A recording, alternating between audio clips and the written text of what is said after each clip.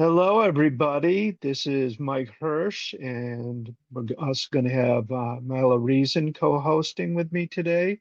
Harvey Sluggo Wasserman is in transit, so we will be filling in for him. This is the 246th Green Grassroots Emergency Election Environmental Protection Zoom show. Thank you for joining us. We have an action-packed, interesting, provocative agenda for everybody today. We're going to be talking about the recent election results. We're going to be talking about a handful of Democrats caving in the Senate. We're going to be talking about how to plan for the midterms that have started as soon as the off-year elections ended. We are going to be hearing from experts in a wide range of fields of study and research. We're going to be hearing from a candidate for U.S. Senate. We're going to be hearing from some of our old friends, including Jerry Ashton, who is going to be helping us honor our veterans the day before Veterans Day Eve, and how we can help the veterans who are in so much peril these days. We're going to be hearing from our good friends, Andrea Miller and Ray McClendon, on their takeaways from the elections. They were both very much involved. Ray in Georgia, Andrea in Virginia, and Myla Reson is going to engage with Ray on the Public Services Commission victories by some Democrats. And Myla has done some excellent research into the people who won and what that means for people in Georgia and all around the country. We're going to lead off with our good friend Mimi Gurman, who is going to bring us another brand new original poem. And then we're going to shift over to our new friend, Jennie Gage, who's been generous enough to spend time with us. She's very busy and she's making a lot of waves in the refugee from the Trump cult movement and the refugees from Latter-day Saints movements. She's helped found both of those movements, and we're going to be hearing from her. And she brought a friend of hers with her, Chris Volpe, who is an announced candidate for the United States Senate from the great state of Ohio. So we are going to jump in really quickly. Myla, did I forget anything? If you did, I forgot it too. There you go. A lot of amnesia going around. So what we're going to do right now is introduce our good friend Mimi Gurman to give us a wonderful poem. Thank you, Mimi. And we know that you might not be able to stay with us the whole time, so we'll appreciate you while you're here. Thank you. Let me pull up my poem for today. And before I read my poem, I'm going to put something in the chat about a documentary that I saw. I believe it's called In Waves, Not War. I saw it last night. And I think that in honor of veterans and all that they have gone through, they deserve they deserve our attention in this documentary on ways to deal with PTSD. That's it. I'll put it in the chat in a little bit. This is my latest poem, and it's called Searching for Salvation. We took the chisel to the dream, landing hard in a dumpster behind the local Walmart, searching in the rubbish for salvation and a meal. Upon the church steps, the starving curl, legs twitching beneath the fog of cold. Holy blankets adorn the naked strife. A rat picks at the base of locked doors. Lonely is the odor. Reality bends like a bow until it snaps. The dirge of the daily arriving with handcuffs.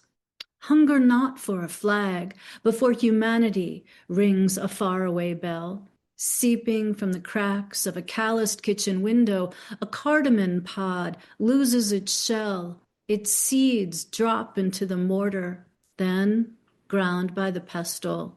A scent, fearless in the clamor of chaos, rises, stretching its fingers like lost lakes over hardened stone wearing thin.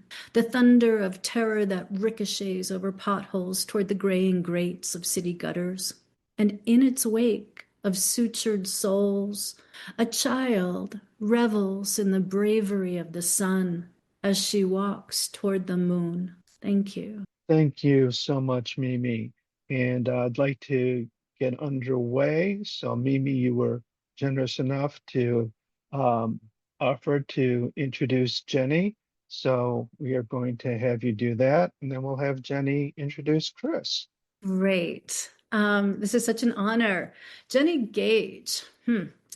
Well, I do have the honor of reintroducing an incredible woman, most often known as the woman who left the Mormon church and then left the MAGA cult. But we know her as the woman who has created a path in her new life, dedicated to helping others learn and reimagine empathy, courage, and love via her denim revolution, something we've touched on here at GREEP.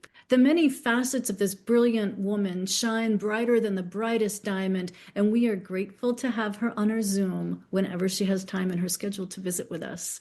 You can find her on YouTube at Life Take Two, and I strongly encourage everyone to check out her videos. I'm sure Steve will put up Jennie's links in the chat. Jennie, welcome back. You have a guest to introduce to us today, so you go right ahead. Mimi, I didn't know I was going to get this royal red carpet today. I forgot.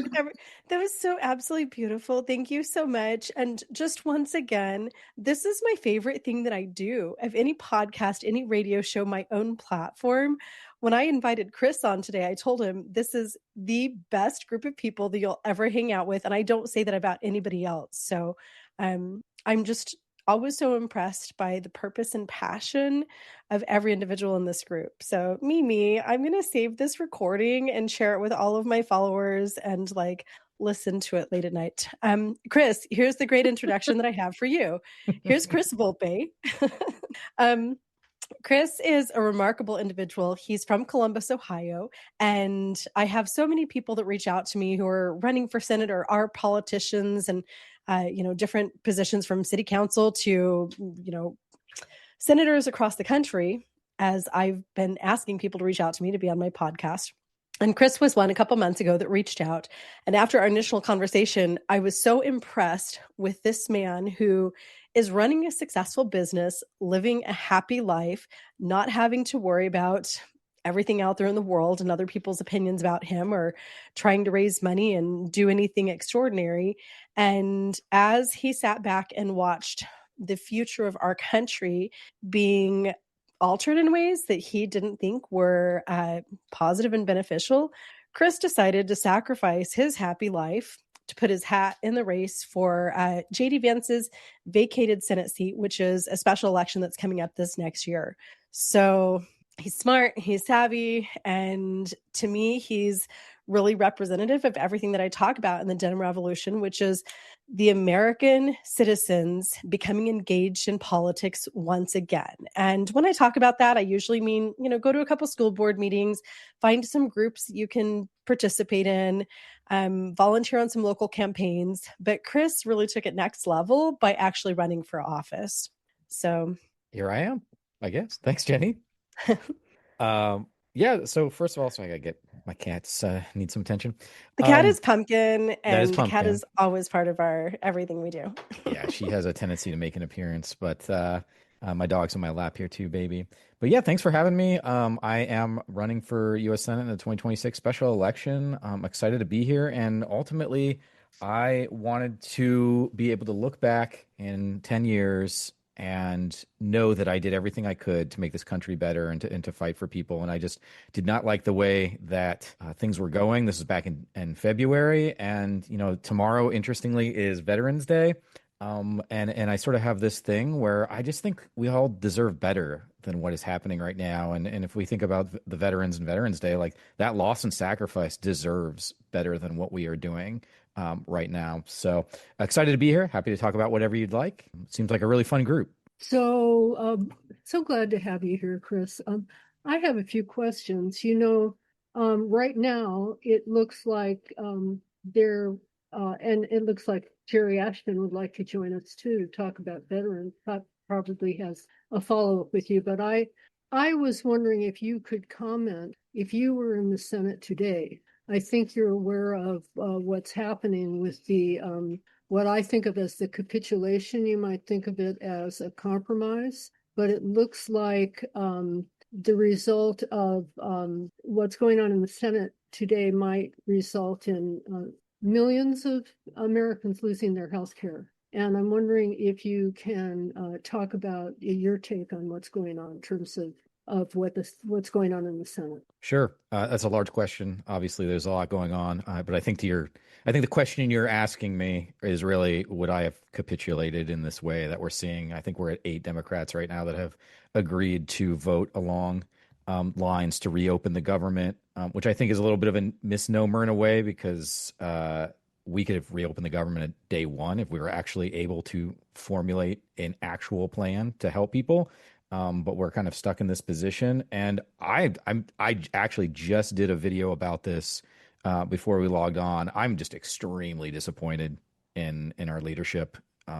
You mentioned compromise. I mean, I don't know how this is a compromise. I mean, what are you getting? The healthcare subsidies that you mentioned are going to be, I mean, absolutely devastating. And here in Ohio, we have a lot of rural hospitals that are already fighting through the big beautiful bill and trying to navigate that nonsense. I'm so disappointed in our leadership. I just can't believe. I guess I should, as a Democratic voter for most of my life here, I should be used to this by now. But it's just like we were riding high last week on the elections, and it's like 6 days later we're back talking about a failure of leadership. And that's one of the reasons that I'm running. Like when I chose to run in February, it was because I was looking around. I was like, nobody's doing anything. And I told my team day one that if somebody comes up that's an expiring candidate that I think is going to be a really strong leader, I will step out immediately, endorse that person, and tell all my followers to vote for them. And I'm just not seeing it. So I decided to step up and see if I can do my part in making this country better and getting us out of this situation. So let me Mike, sorry, Jen, Mike. I just want to follow up and say you don't see the leadership, and I'm wondering, Sherrod Brown also announced that he is running for that position, and you don't have confidence in him as a leader. Is that what you're saying? I think that Sherrod Brown's done a lot of great stuff for Ohio, but I do not think that he is the leader that we need right now. I do not think that there's a time and a place for certain types of leaders, and I just don't think he is the one that Ohio needs, and I don't think he's the one that America needs right now. And I'm happy to talk about the reasons why. Well, could you Sherrod lost the last election, correct? Correct. I think that those reasons, that would be great. Yeah. So, I mean, there's a bunch of just practical ones. Like, for example, I think that most of our leadership in Washington just has very little understanding of the economy, of like actually living in the economy that exists right now. I'm 44. I'm a first year millennial. I live every day in this economy. I work paycheck to paycheck. I know what it's like to be, 3 days away from paying rent and have 2 cents in your bank account. When's the last time Sherrod Brown or Republican candidate John Husted have had to worry about paying for rent or covering the cost of groceries? So I think that there's a sort of an experience right now that folks just aren't having, and particularly painting a broad brush here, particularly older folks that just grew up in a completely different world, a completely different economy. Like it just doesn't function the same. And you have to take that into account. But then there's also just like simple stuff. Like I've spent the past 20 years helping people, building communities, building industries.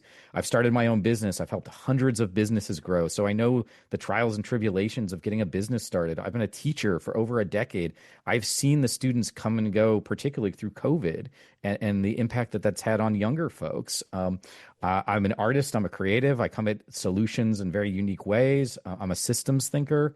And so I just think my experience right now for what this moment calls for is going to be more helpful in the long run than what Sherrod Brown would be in a position to do. And I always kind of joke, because people ask me, it's like, well, you're running against Sherrod Brown. I was like, well, I was first in the race, so technically he's running against me. But So I just have one follow-up and then I'll open Sure. it up. I just want to say, of course, we'll have Sherrod on as well. We'd love to have him on to talk to But it's, and I've got a lot of background noise going on. There's some machinery behind me or just stopped. At any rate, he has championed quite a lot of legislation for housing.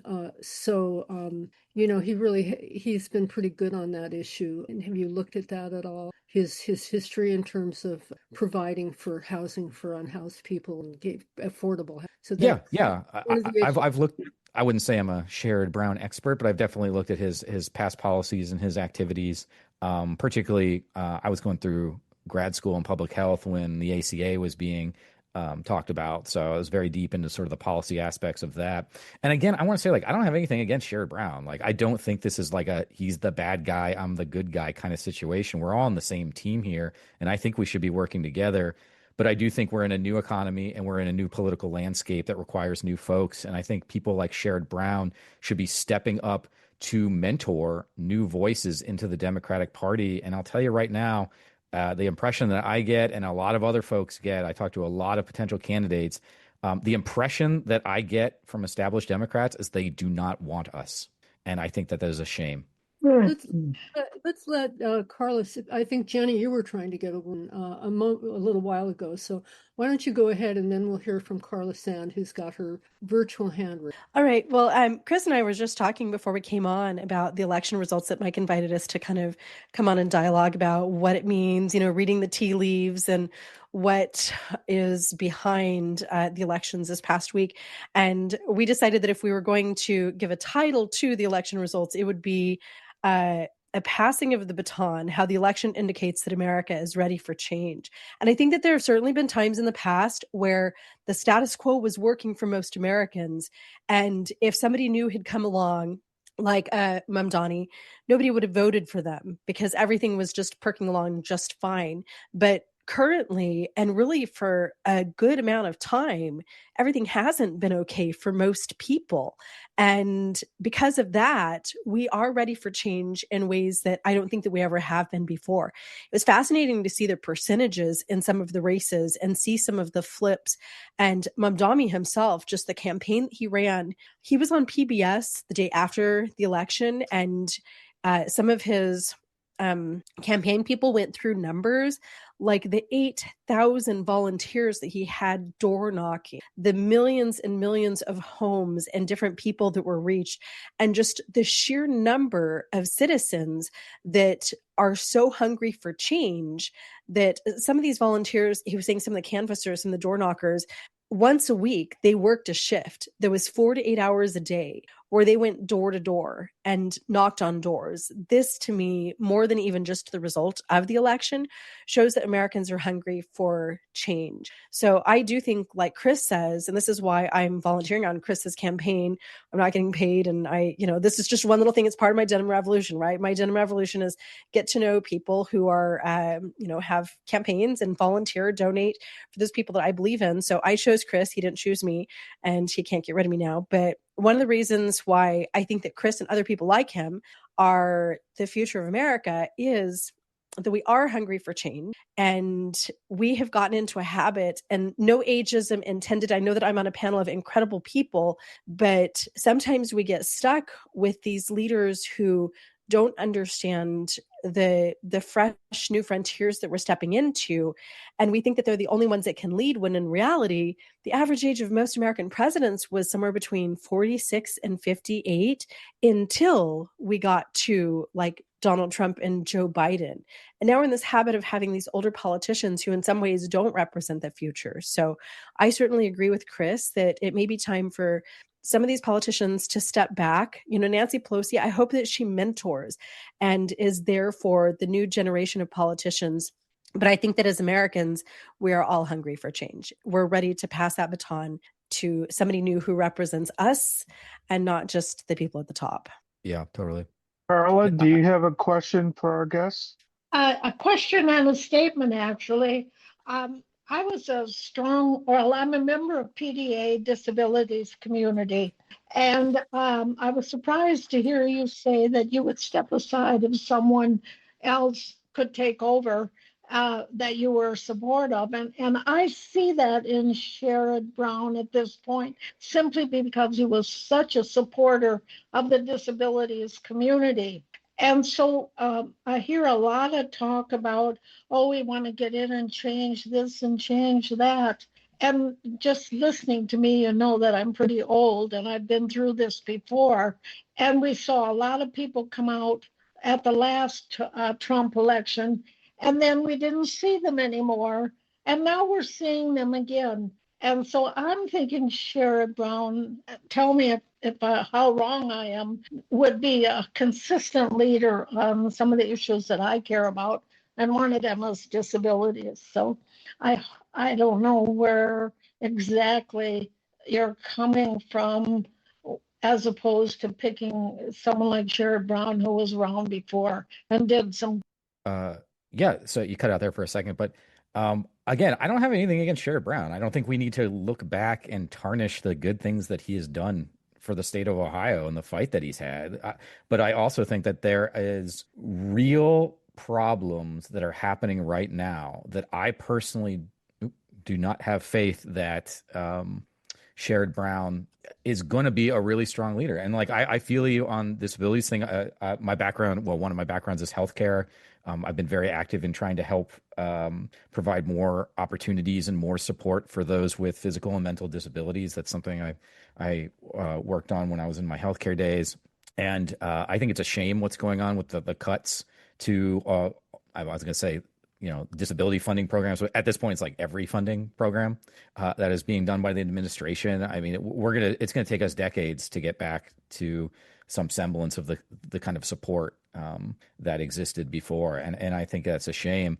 I think the question around Sherrod Brown is almost kind of like in two things. And I watch a lot of Sherrod Brown content, as you can imagine. And two things. One is I'm not really sure what his vision for the future is. He keeps talking about helping workers and working families, and like that sounds good, but like, what does the world that I am going to live in, because I'm 44, what is 20 years from now going to look like? What world am I going to be looking in? And I can't give you an answer from him.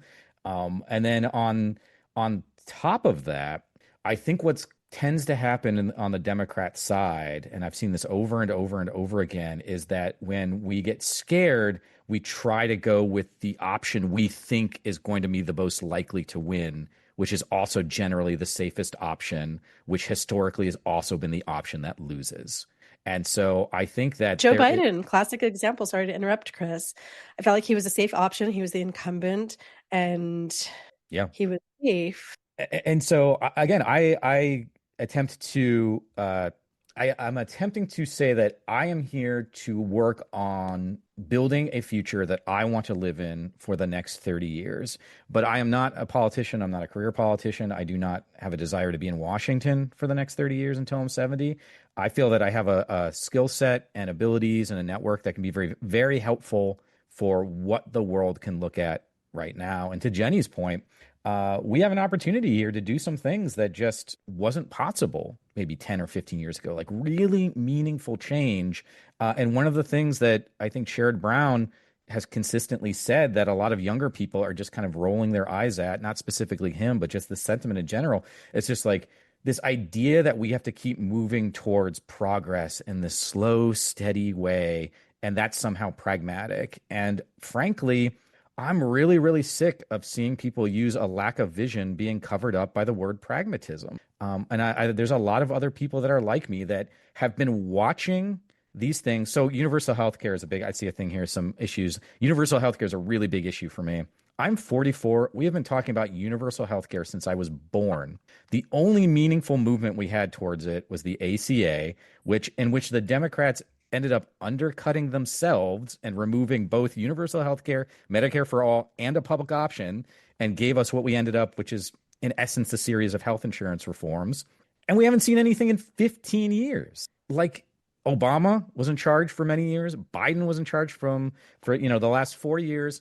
And it's just, there's a frustration among young people. Jennie kind of hit on this, that there's a social contract that older individuals give to younger individuals. And that social contract is that if you work hard and you do these things, you will be rewarded.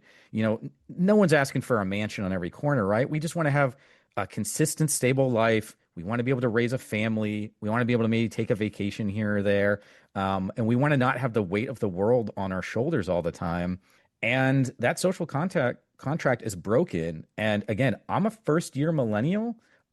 We are not the ones that broke that contract. Unfortunately, it is an older generation of leaders in Washington who broke that contract. And so people like my age and under, we do not view politics, I think, in the same way that a lot of older folks do, where we don't buy it anymore. We're not buying the nonsense. So, And Chris, so, oh, sorry, go ahead. Yeah, Myla's going to get in, and then after Myla, if I could say something too. sure. Chris, I'm wondering if you can just give us some specifics about what that future looks like that you're trying to build, and what kind of programs will you advocate for? It sounds like from what you said that you do support Medicare for all. I know Mimi also has had her hand up and she'd like to ask a question, so I'm going to now defer to both Mimi and Mike, and I'm let them proceed from here. Yeah, real quick, I'm wearing a T-shirt. I don't know if you can see it, but it refers to the climate emergency. We were on Capitol Hill knocking on senators and congresspeople's doors and asking them to sign on to an emergency declaration. It didn't have any specific legislative impact, but it would put Congress on record recognizing that we were in a climate emergency. And we went to talk to Sherrod Brown's people, and they said, well, we agree with you, but Ohio's a tough state, and we're concerned that we could lose our seat if we led on this issue. And I think that's And he lost the seat anyway. Well, see, exactly. I think that's the exact wrong way of looking at things. And I do think that a lot of voters may feel very strongly one way or the other. I think that if you are a climate denier, you're wrong, but people are entitled to be wrong. But I do think voters respect people who stand for something, believe in something, articulate it strongly. And even if it's something that they might not agree with, they see character and leadership there. And I think, I've supported Sherrod Brown every time he ran, all the way back from when he ran for the House and then changed his mind, and then somebody else got in, and then he got back in. Me as well. I tried to explain to people that he's good on the policies, he understands the policies, but I do feel that he needs to be challenged, and maybe having lost, he'll come back with, a little bit more fire in the belly. But we're seeing again and again a crisis of leadership where the Republicans are, very bold and outrageous in their leadership. And you see Republican supporters walking around with smiles on their face because they know that the people that they elect are going to go in and fight for them and maybe do a lot of dumb things and move fast and break things. But we can't have Democrats who are pretending that this is business as usual or that we can just get along and compromise with extremism. So Sure. I do think that we, if Sherrod Brown is willing to provide that leadership, that would be one thing. But I think that before you're right or wrong on the issues, you have to get right with the voters and you have to show some courage. We don't need any more cowardly lions up there. Totally. We need some people with some guts and some courage. And I do think that comes from having skin in the game. And a lot of the members of Congress have been up there for so long. They're out of touch when it comes to Gaza. They're out of touch when it comes to the need for Medicare for all and for a living wage. I don't see a sense of urgency that we need to see that I see from people walking around in the streets, and we want more. So Mimi, please go ahead. Yeah. Can I jump in just real fast? Because you shotgunned a bunch of stuff at me, and I don't know if I can take a second person, so my brain might explode. Just give me a sec. So just real fast, a little anecdotal story. I was listening to a podcast today that had Jessica Tarlov on it from the Fox show. And one of the things she mentioned is, and I don't remember if she said who she was talking to, but it was about the government shutdown. And she was talking with her colleague, over the past couple of weeks. And in essence, her colleague is like, we don't care because we know you're going to cave. Like, it doesn't matter what we're talking about. It doesn't matter how long it goes, because eventually the Democrats will cave. And lo and behold, here we are. Right. So it's impossible to have any negotiating leverage when you're just always known as the guy that's going to cave. It's sort of similar to what was happening with the kind of taco thing and Trump for a little bit. But I agree with you. I do not think we are in a political world of policy. Nobody cares about your 12-point plan for healthcare. They want to know that you're going to be able to go on the floor and that you've got their back. So one of the things that I tell people, and I talk to a lot of MAGA Republicans and conservative folks, as I'm like, look, I'm not trying to convince you of anything. I'm not even trying to convince you to vote for me. What I am asking you to do is to see if you can trust me, trust that I'm going to have your back, even though we're not going to see things the same way. And you may not agree with me on everything, that when I go there, that I am going to try to do my best to make your life and your family's life easier. And if you can do that, I think we can do some amazing things together. And if for whatever reason you can't, so be it. And I share your sentiment for, like the climate change, for example.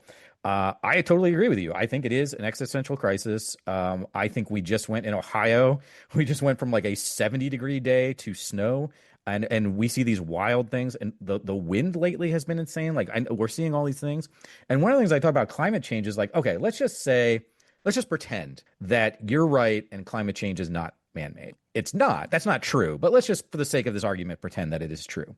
We still know that all of the gases that contribute to climate change also cause asthma, emphysema, heart disease, lung cancer, throat cancer, mouth cancer. So like, even if we didn't care about the climate change portion of it, we still know that these have extreme health effects that we should be thinking about. So I think moving towards green energy, and that's not even counting the economic argument of just getting us off oil so that we can't be, put over a barrel the next time OPEC decides to do something crazy, right? So I think all of those things are super important.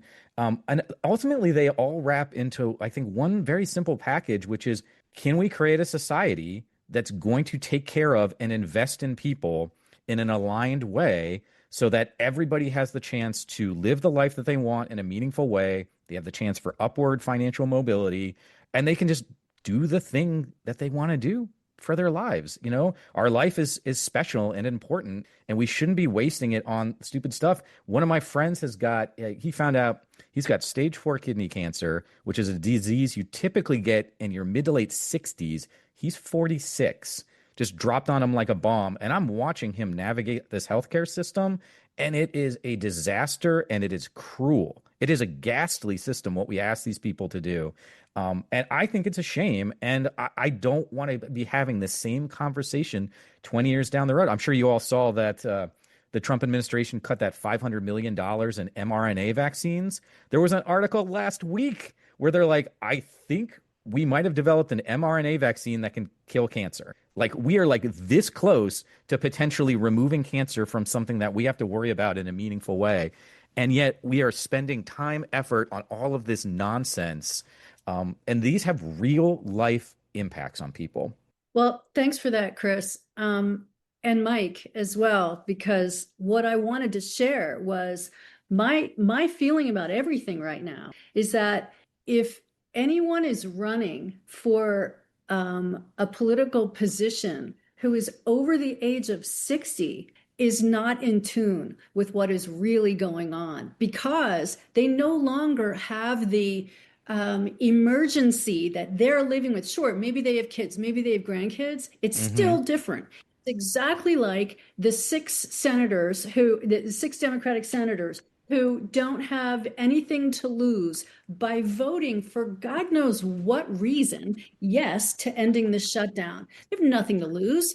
People over 60 do not have anything to lose, who are running, I mean. And that's my take on it. And I get that that's my personal take on it. Sure. The people who have everything to lose is we who are over 60, what we have given to you, Chris, to you, Jennie, as a world on fire.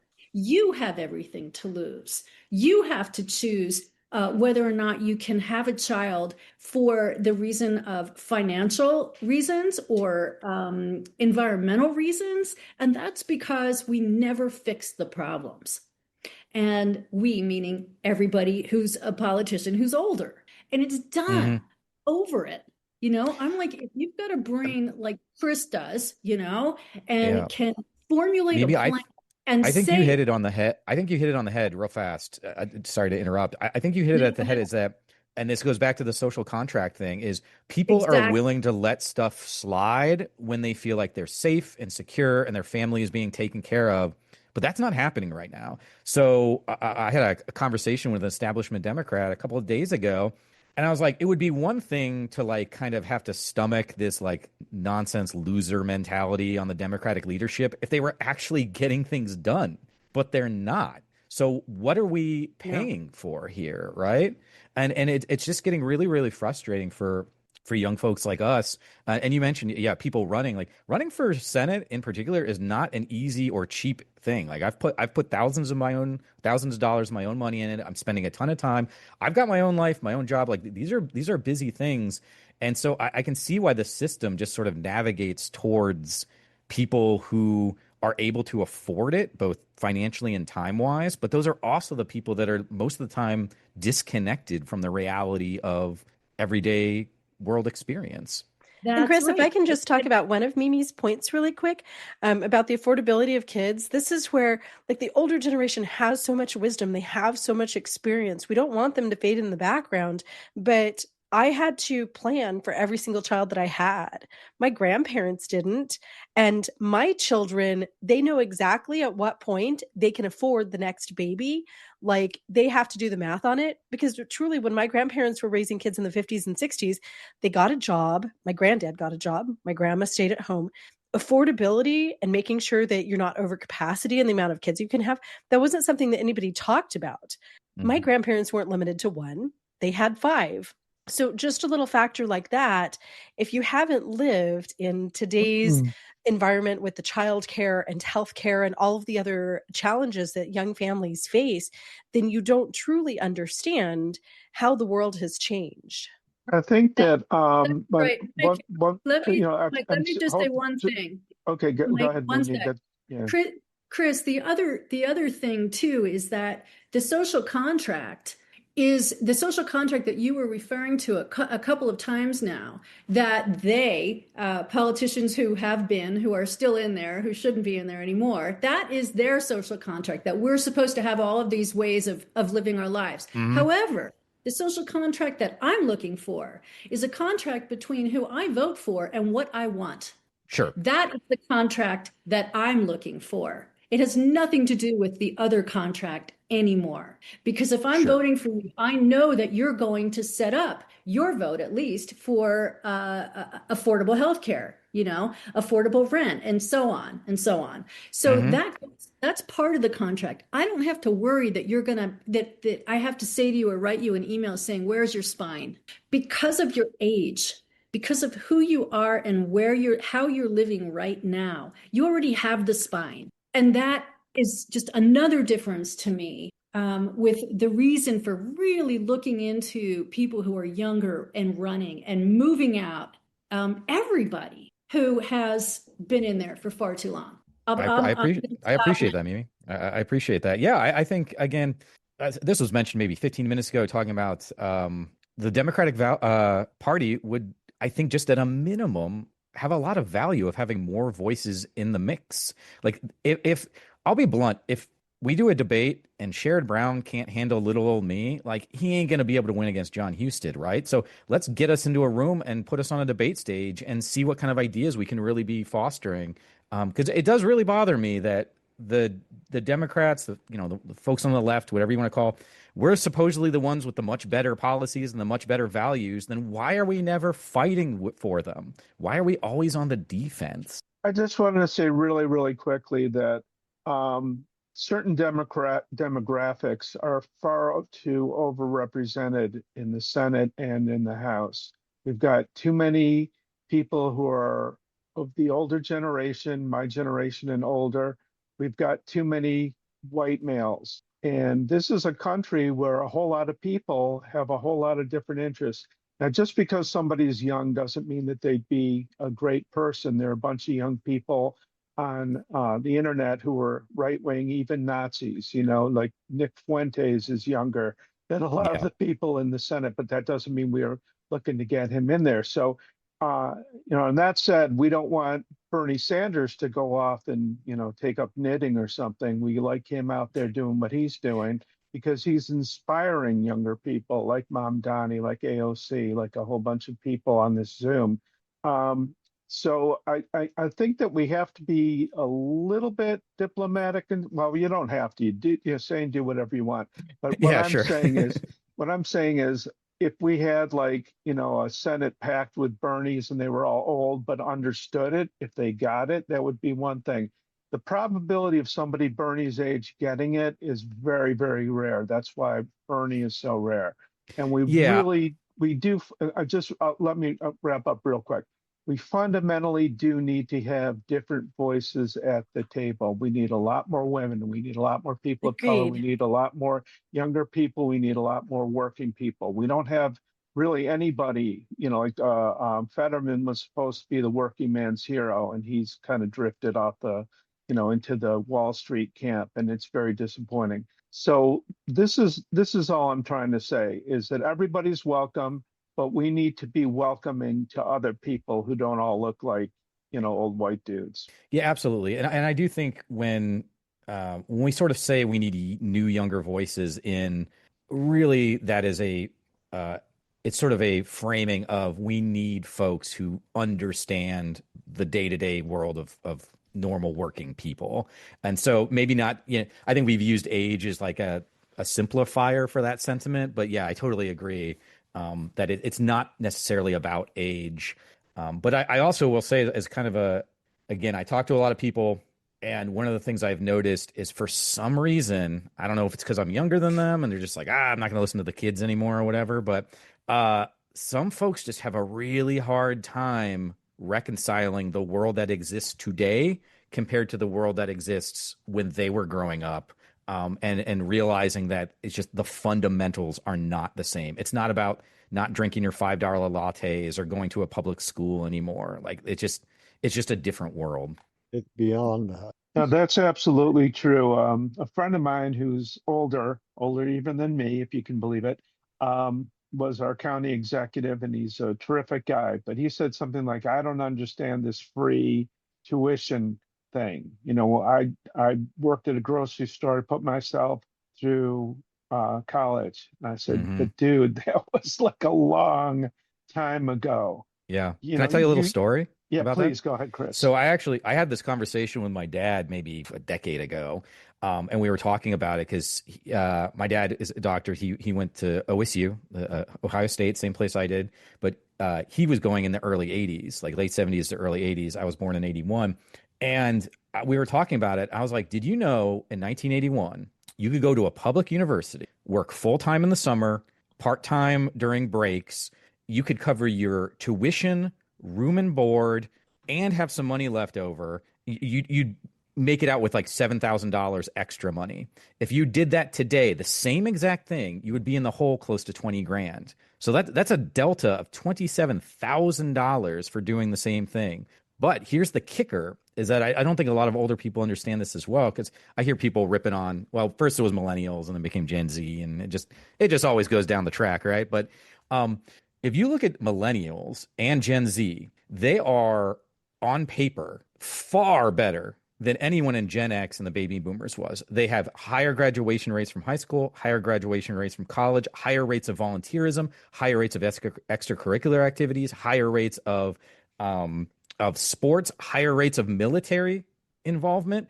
So not only does the economics not work out for them, they're actually doing way more during the week. And I think any younger parents know, just imagine like how active your kids and your grandkids are in sports and stuff, because it's a requirement now. We have quite a few people, Chris, sorry to cut you off. We Sorry. have quite a few people who are wanting to ask you a question, starting with Steve Caruso, and then we have Dr. Nancy and Karen Lago and Lynn Feinerman. So let's see if we can fit all of their questions in, because Jerry Ashton is going to be coming on in the next few minutes after we wrap up to talk about veterans' medical debt. So, Steve, why don't you? I went through that, put myself through college, got a minor degree. Family was medically oriented. Father was a doctor. I think the cutting of the funding of the research, we're on the tip of taking our DNA and ripping it to shreds with this CRISPR program. And mRNA might be a good thing, okay? And maybe it needs to be refined, but it still needs to be researched. So, when they cut that funding, they're killing progress. And that's the point I wanted to make. Thanks. Hmm? So, shall we move on to a question from Yes, Dr. Nancy. Nancy? And by the way, there were a couple of questions that I had that you didn't answer. One, quickly, do you support Medicare for all and a living wage? Yeah, And Myla, he did He respond in said the so. chat. oh, I'm sorry. I can just quickly do it for folks who don't. Yeah, like I'm a big fan of either Medicare for all or another universal healthcare program that works. I think Medicare for all is probably the simplest solution given where we are right now. But there's other ways to do it, as long as we're doing universal healthcare coverage and we're using a leverage system like a single payer to make sure we're keeping costs down. And again, really what was important the to other Chris because question? your background, your master's degree is in health. Yeah, What's I have your a master's master's in? degree in public health and a master's degree in health administration. So this is actually Chris's background, and from past conversations that we've had, this is one of the reasons why Chris threw his hat in the race, because of healthcare.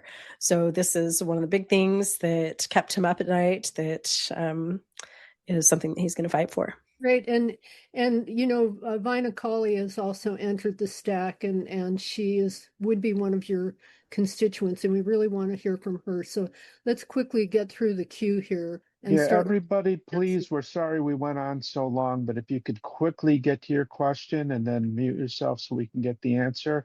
Dr. Nancy, speaking of people who know a lot about healthcare, Yeah, go thank ahead. you. And I appreciate everything you said, Chris. Great, more power to you. I want you to know that the Democratic Party that I grew up in the 50s, 60s, and 70s is exactly what Bernie Sanders says. It changed in the 80s. So I'm sorry you're growing up with that. But I don't know if you know what Wiser is, but this is a current issue. Do you know about Wiser? I'm not as informed on it, but yeah, I know some of it. Just briefly, traditional Medicare is the closest to single payer that Americans have, but less than close to 50% of seniors sign up for traditional Medicare. The other half is owned by the private insurance companies, and they call it Medicare Disadvantage. As of January 1st, there is a program that's going to take the traditional Medicare and instill AI to start doing denials for care. And there's been a motion passed in the House of Representatives to defund it, but it's a real active thing. And Ohio is one of the 6 states, and you're going to have half your seniors shocked as of January 1st if this happens. Thank you. Yeah, I'm not a fan of that at all.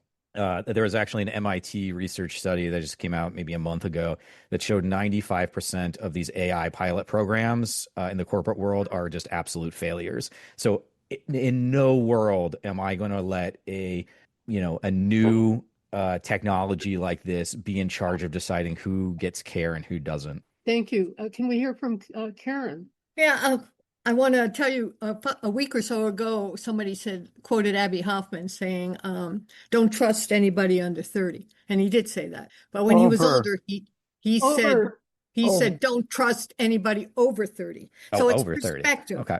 He changed it when he got older because he was still trying to change things, and he didn't see the younger people as coming on board as much as the older people. So I find it very frustrating the way you dismiss older people. I'm pretty up to date. I'm 75, but I keep up to speed. And I think you will lose because most people who vote regularly, traditionally, are older. So I think you need to change your approach a little bit. Also, fair enough.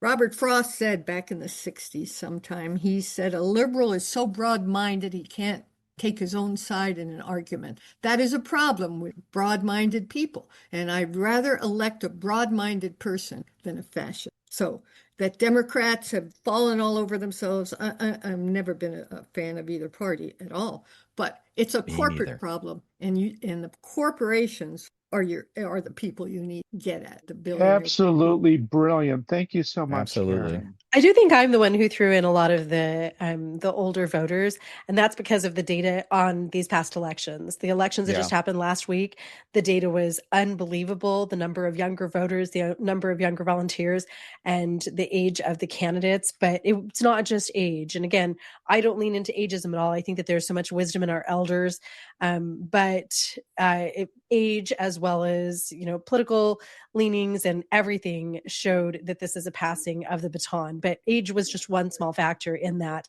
Also, just demographics Yeah. in general were at play. And But I did will say say, more of that than Chris.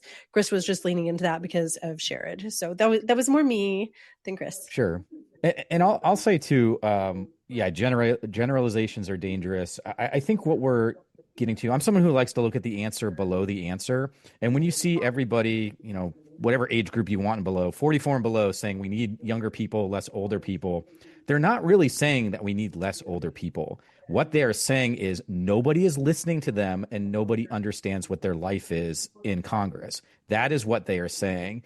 And unfortunately, that gets bottled up into like just a very quick snippet of less old people in Congress. And that's not what I'm advocating for. I think, again, Bernie Sanders is a perfect example. Like, if there's folks out there, if there was another, I think Sherrod Brown's 72, if there was another 72-year-old who had jumped in the race that I was like totally jazzed about, the same thing would apply, and I would have stepped back and supported him or her. So let's hear from Lynn Feinerman. And Lynn just muted herself again. Hello. But Lynn, I did not mute myself. Lynn, let me just introduce you, because Lynn is the host of Women Rising Radio. She has a radio show, and awesome. she's one of our regular contributors here. Sorry about the mix-up with the muting, but you're unmuted now, and we would love to hear from you, Lynn. Okay. What I want to say to you is, if you are in any way hopeful or supportive of nuclear of any kind, I would never vote for you. And the reason is that your state, if it's Ohio, I believe it is, your state has had an incredible amount of trouble with the economics and the pollution from nuclear. Nuclear is not viable. Nuclear is being sold because corporate interests want to push it so they can make money off of it. It is absolutely unviable in every way. And if you want to tell people that you are truly concerned about the health and the medical issues of your people in your state, then you would never be for nuclear. Because nuclear is a polluter, it's a radiator, it sickens people. And it has sickened people in Ohio. I suggest that you go back and look at the history. Thank you. Thanks, Lynn. Very well said. Yeah, real fast. Again, at the end of the day, I'm not going to agree with anybody. I have a science background. Like, science is something I love. And nuclear energy is something that has a lot of really positive things to it. And actually, I agree, like nuclear energy is a radioactive thing, but coal power plants produce as much, if not more, radioactivity per year. It's just distributed over a larger time frame and a larger distance. But also, just within that, cold fusion is something that supposedly we're getting pretty close to. We had a really big breakthrough, I think it was this year or last year, where we became energy positive on cold fusion for the first time ever. If that is the case, and we can do that at a large way, then we will have an infinite amount of energy forever, and cold fusion doesn't produce any nuclear waste. So that is one of the things that if we happen to do that, it would do it. So I get it. If this is your red line and you don't want to vote for somebody that puts nuclear into the green energy part, I totally get that. Now we lost Vina Colley. Vina wanted to talk to you. She's right on top. I'm here. I just lowered my hand. Oh, okay, Vina. Vina lives in Ohio, and she worked in a radioactive situation, and she has a lot to share with with all of us. And Vina, we're so happy to have you here, and let's hear from you now. I'm happy to see some new blood, young blood, running for representative in Ohio. And I like to sit down and talk to you because I worked, I'm a whistleblower from the Portsmouth Acid Diffusion Plant. There is no nuclear that is clean energy. They are pushing off small modular reactors as clean energy. It's the same process that they're doing, except it's on a smaller scale, and it's a smaller scale for the waste. I have broke every major story at the Piketon facility for over 40 years. The bedrock is fractured. They had 12 waste cells on site. If this waste cell leaks into the aquifers, which we already know it's leaking into the first aquifer, and then there's another one underneath, that will contaminate people all the way up to Indiana. For 70 years, we have been taking all of our pollution, all of our stuff that goes off site, goes in a pipe that goes to the Scioto River. It goes to Little Beaver, Big Beaver Creek, then the Scioto River, and 20 miles from there, it goes to the Ohio River. So we have been contaminating people for 70 years all the way to the Mississippi. And so what happens to our representatives, they get money from the corporation, and then they take these people and they feed them this money, and then they forget about the victim. Piketon has the highest rate of cancer in the state of Ohio and nationally. Joe Mangano did an epidemiology study, and he said this is the worst site that he's ever seen. And he's done a lot of work, including the tooth fairy, the strontium in the baby's teeth. And then we are 107% above national average for childhood cancer. We have a victims group in Piketon has started, but I've been gathering names for 40 years, and it started in 1957 at Piketon when the workers started to die, and they went to the state of Ohio. The state of Ohio knew these workers, 4 or 5 of them, were all in the hospital, and the only thing they had in common is they all worked at Piketon. Myself, I lost my husband to melanoma cancer. I lost my brother, and he didn't work at the plant, but he was in the community. I lost my brother-in-law who worked at the plant. He had these nodules, the same nodules that I have. His went into his lymph node, and he died. Well, his wife washed his clothes, and she died of breast cancer. His son worked at the plant, and he died of kidney cancer. I have 2 brothers. Neither of them that I know of worked at the plant. I know one brother was a construction worker, but my one brother died of small cell cancer. My other brother, about 4 months ago, died of pancreatic cancer. None of these cancers in this family are alike. It's not hereditary. And you can hear this story over and over and over when you come to visit and we go meet these people. They've lost their kids going to that school. I think 11 kids that went to that school. And then they turned around and sold the school to a preacher who works at the plant. So it's a horrible story. I worked with Senator Brown.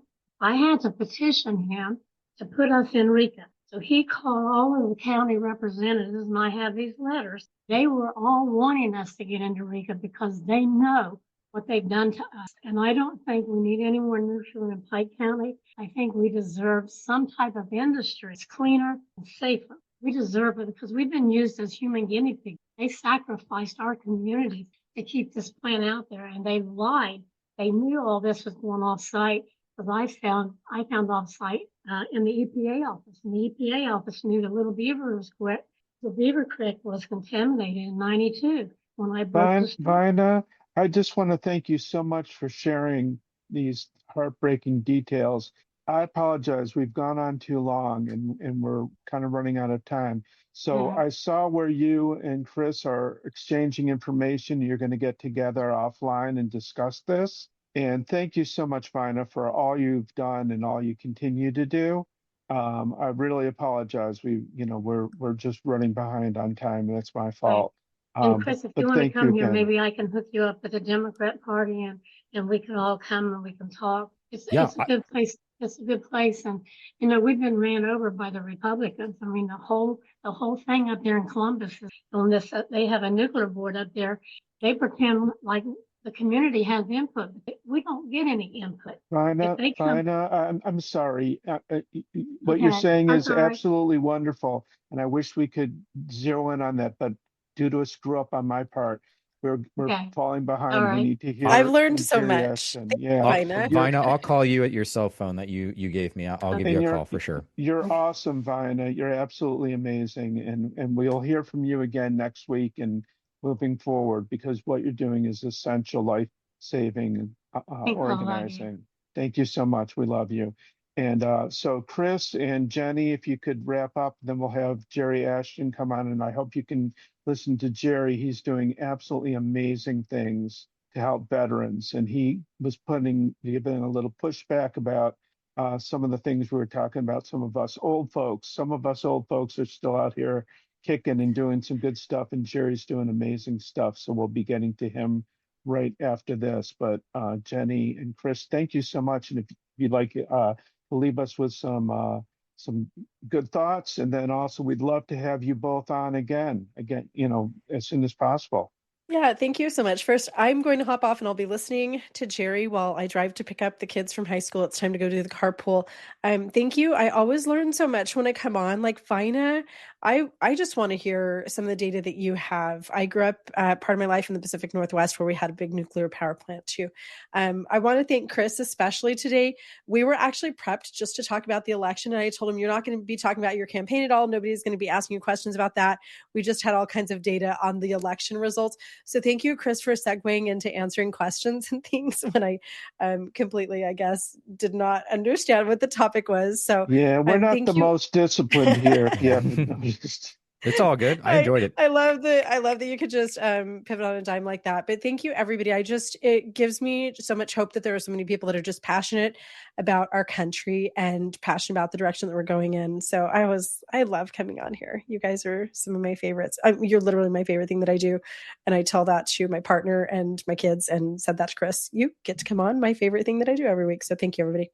And we'll Yeah. look forward to having you again, Jenny. And I know you have to run off and do the carpool thing, and that's awesome. But this is what we're talking about: people who get stuff done in between their daily life. And I think that perspective is too rare when it comes to our government and our leadership. So hopefully we can change that moving forward.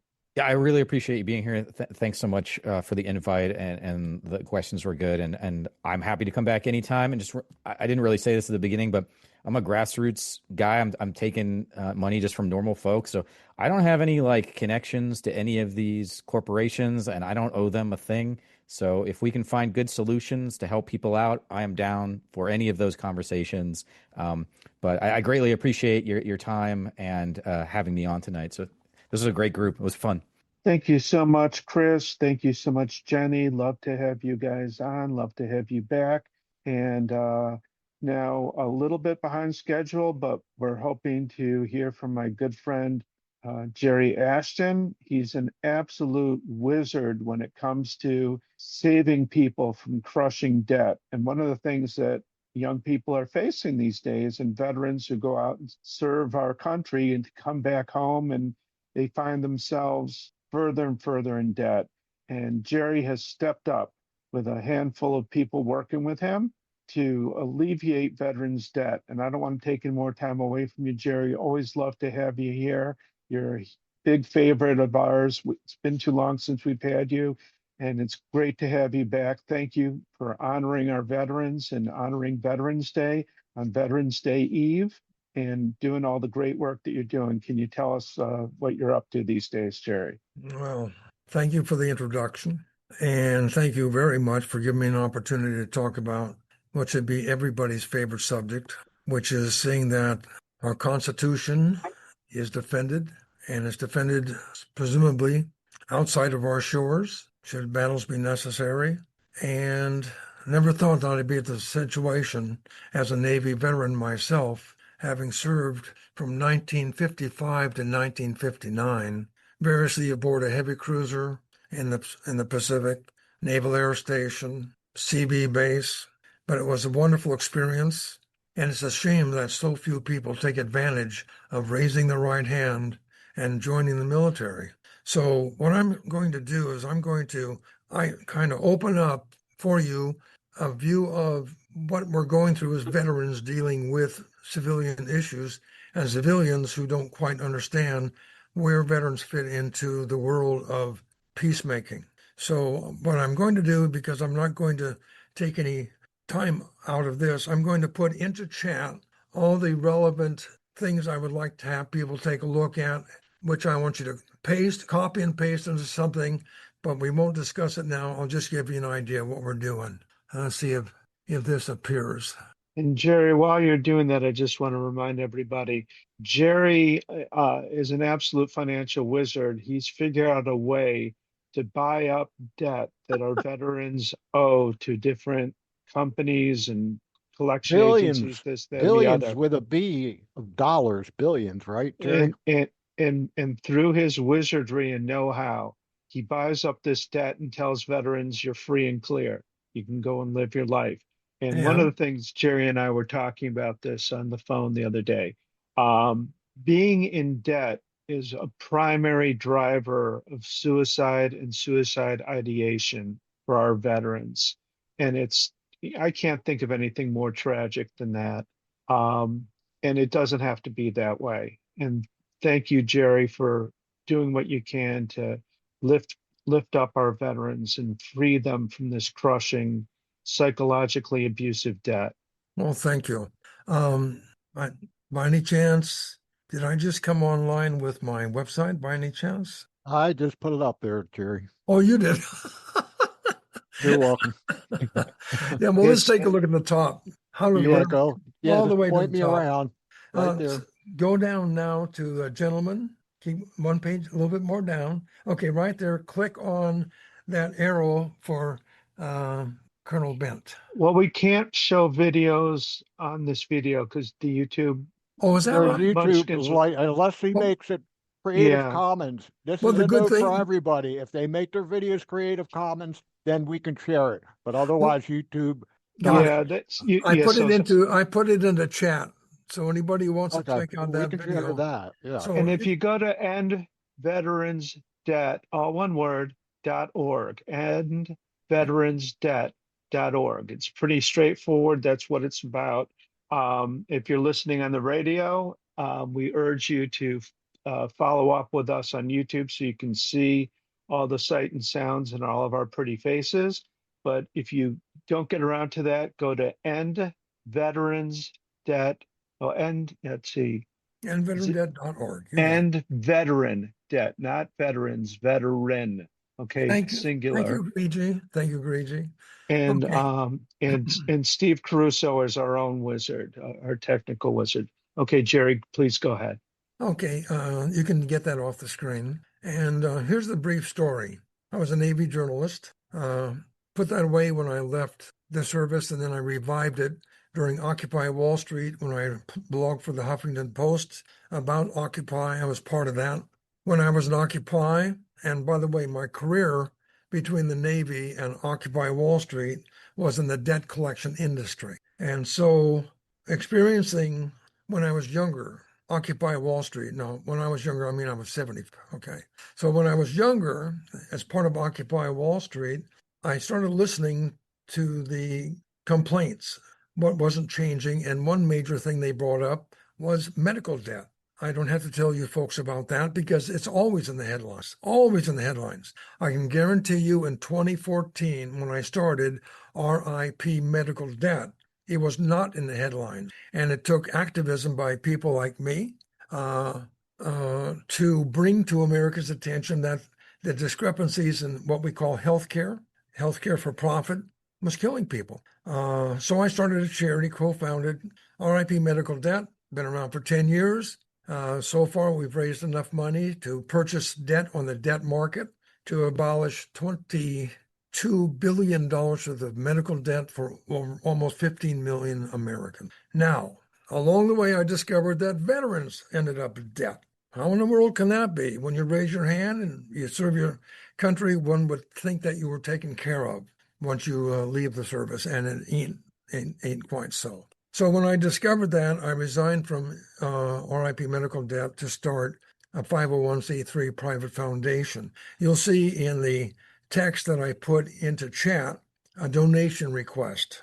as well as information about what I'm doing, because this is a tough slog in order to be able to relieve people of debt, and veterans in particular. One of the things is educational. I don't know how many people here are familiar with the term social determinants.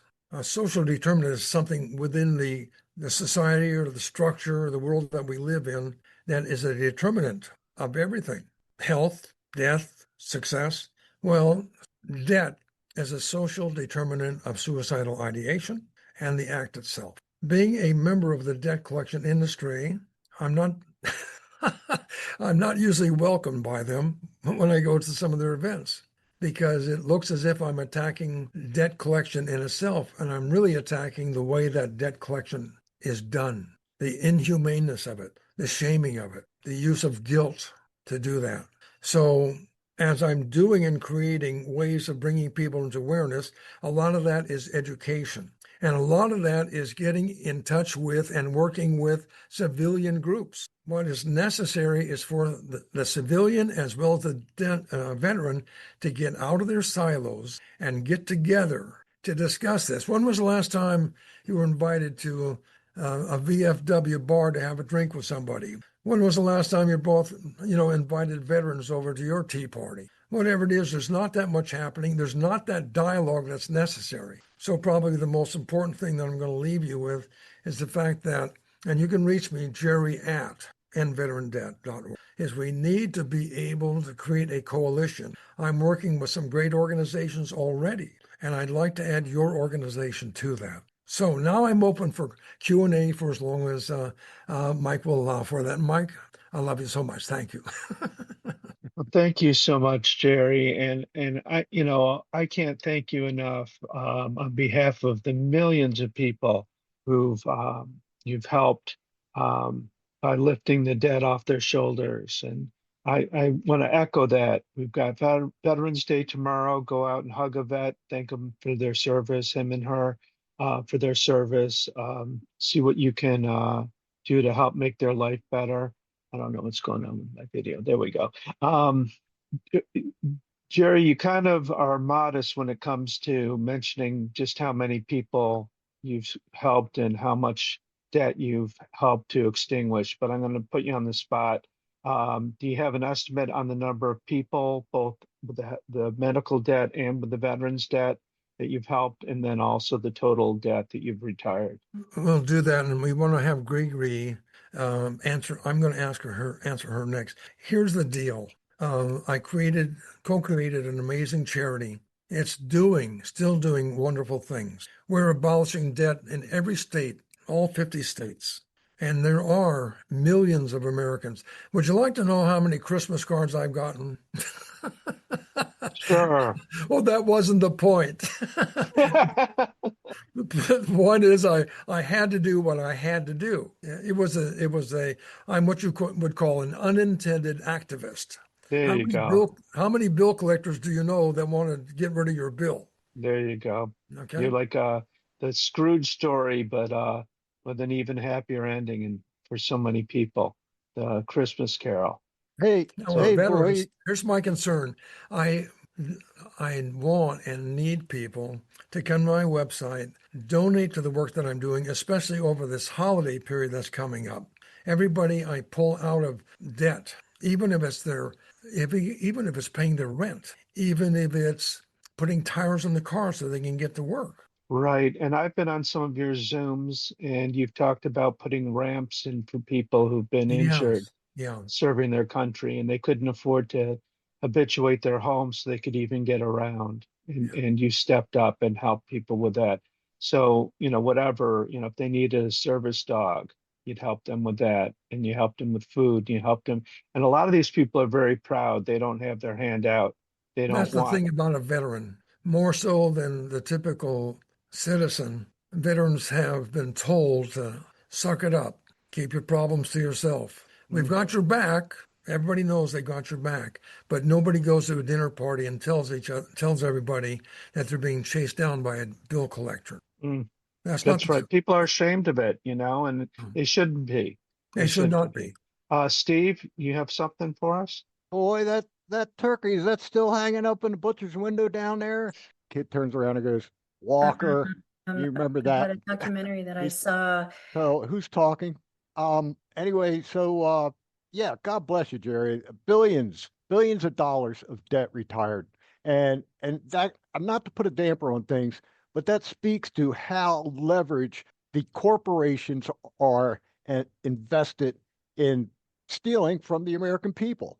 And Yeah. without all that leveraging that they're doing, we could afford it, no problem. And thank God for people like Jerry who's found a way to give many people relief. You're just one in his, there's people on other planets going, hey, that guy's okay. Okay.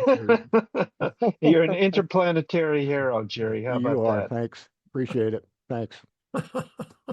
Okay. Any other questions from anybody with anything relative to the holidays coming up? Any way that how we figured out that debt in itself and the way that debt is collected is harmful, whether you're a civilian or veteran. And I want you to get on that team so that we together can work this thing out because it's kind of lonely out here by myself. Heidi, go ahead. You have a comment or question? Yeah, I wanted to know, I heard that there were 22 suicides. Is that a day or was that a month back about 5, 6 years ago? Do you know what the current status Yes. of Yes. is? Um, the VA uses 22 suicides a day, which it hasn't changed much for the last 5 years. It's been a failure on the part of the VA to reduce veteran suicide because what they're doing is they're addressing the symptoms and not the disease. So the symptoms, well, let's go back to the 22. They don't count in the fact that a veteran can be driving down a clear highway, high noon, and run into the only pine tree within 30 miles. That's not suicide. Friends and family do not confess that it's a dishonor, the stigma. So what is really true is closer to 44 veterans every day. In the conversation that we've been having right now, the hours that we've been talking about, how many veterans have gone the most harmful, self-harm way possible. So awareness, if you don't know about it, you can't do anything about it. But after this particular call, you can't say that you don't know about it. That's right. Now, That's the right. question is, are you willing to do something about it? Oh, thank you so much. Love those hearts.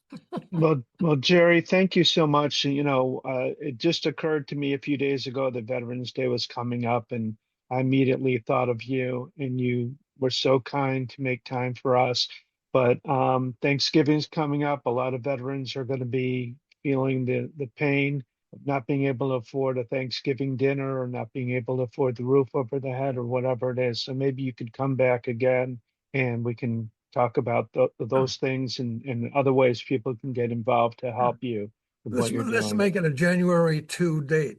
So the first of the year, we're going to have something new to celebrate. And by the way, veterans are very much in tune with the national mood about the current administration. There are a few nutcases that believe in command and control. Fortunately, they're sitting there with their beers and what have you, so they're not too dangerous. Heidi thanks, Jerry, again. Anything else? Anybody have any other questions? Heidi Vertaler wants to update us on the result from the main referendum result. Thank Yeah, you. we'll get to her. We're about to Okay. go into a deep dive on the elections with Ray Just and real quick, Andrea. because she's got to Great. be somewhere at 6:30. That's why she Thank brought it you. up. Yeah, no, we'll get to her at that point. Yeah. So Before 6:30. I yeah, mean, we'll it get should to be her real before. quick. Okay, Yeah, thanks. yeah, Bye. yeah. Thanks. And Thanks, thanks, Jerry. Hattie. And Jerry, thank you so much. And come back again soon. And I can't thank you enough on behalf of all the people you've helped. And it's just absolutely wonderful. We are happy now to welcome back two of my good friends, Ray McClendon and Andrea Miller. Ray, you should be able to get your camera going if you want. I'd like to see that good old grandfather clock that you have in the background sometimes, depending on where you are. Um, but yeah, let's see if we can't get Ray. There we go. Thank you. Okay. Yes. My understanding is some people went out and voted last Tuesday, and they did some amazing things in Georgia and some amazing things in Virginia. And I can't wait to hear from both of you what went on in your states and your impression of what went on. And we'll try to accommodate Heidi real quick. Heidi has a real quick Maine update. So Heidi, quickly update Maine, and then we'll jump into Georgia and Virginia. How about that, Heidi? Yep, we definitely stopped the referendum number one, which would have put which would have put a lot of pressure on people for absentee voting and putting in and install, and that would have also installed voter IDs issues. And then the other one was election two, where a referendum two, which is where we instituted passed that instituted a red flag law. Is that about guns? Yes. Beautiful. Thank you so much, Heidi. Brilliant, brief, right to the point, and you're able to get off to your next task for the Thank you so day. much. I Thank you, appreciate it. Heidi. We appreciate you so much. And now let's go to hear from Andrea and Ray, all the great news, all the great reports. Well, can we hear from Andrea first, Ray? Would that be all right? Or okay, Andrea, kick us off on the report from Virginia and elsewhere. We had a great day in Virginia. Steve, yeah, here comes my presentation. All right, next slide. What did we do? Next slide. All right, now, early voting. 1,448,977 people early voted in Virginia. That was roughly 280,000 more people than voted in 2021. Now, what was also really great about this was Democrats and Republicans both early voted. So that meant that on election day, it wouldn't all be Republican votes. It would be both. Next slide. We're not going to stay on this slide very long because people see this and want to go into a panic. Now, see all those red counties? Virginia is a rural state that happens to have 12 blue cities and counties that sort of save her from herself. Next slide. All right, now, statewide turnout in 2025, and the numbers will be going up for the next 6 days because in Virginia, when you mail your vote by mail ballot, as long as it's postmarked on election day and arrives on Friday by 5 p.m., it will be counted.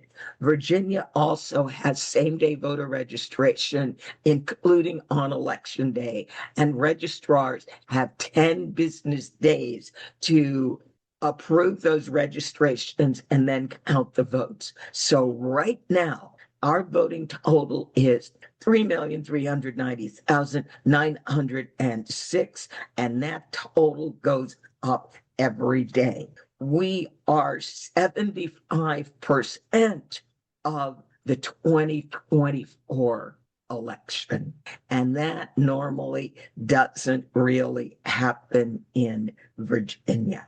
Next slide. Now, we made history, you all. Not only did we elect the first woman governor, we also see the highest number of votes ever for a Virginia governor. Also, it was the fastest reporting of the final results. I predicted they would announce the race by 8.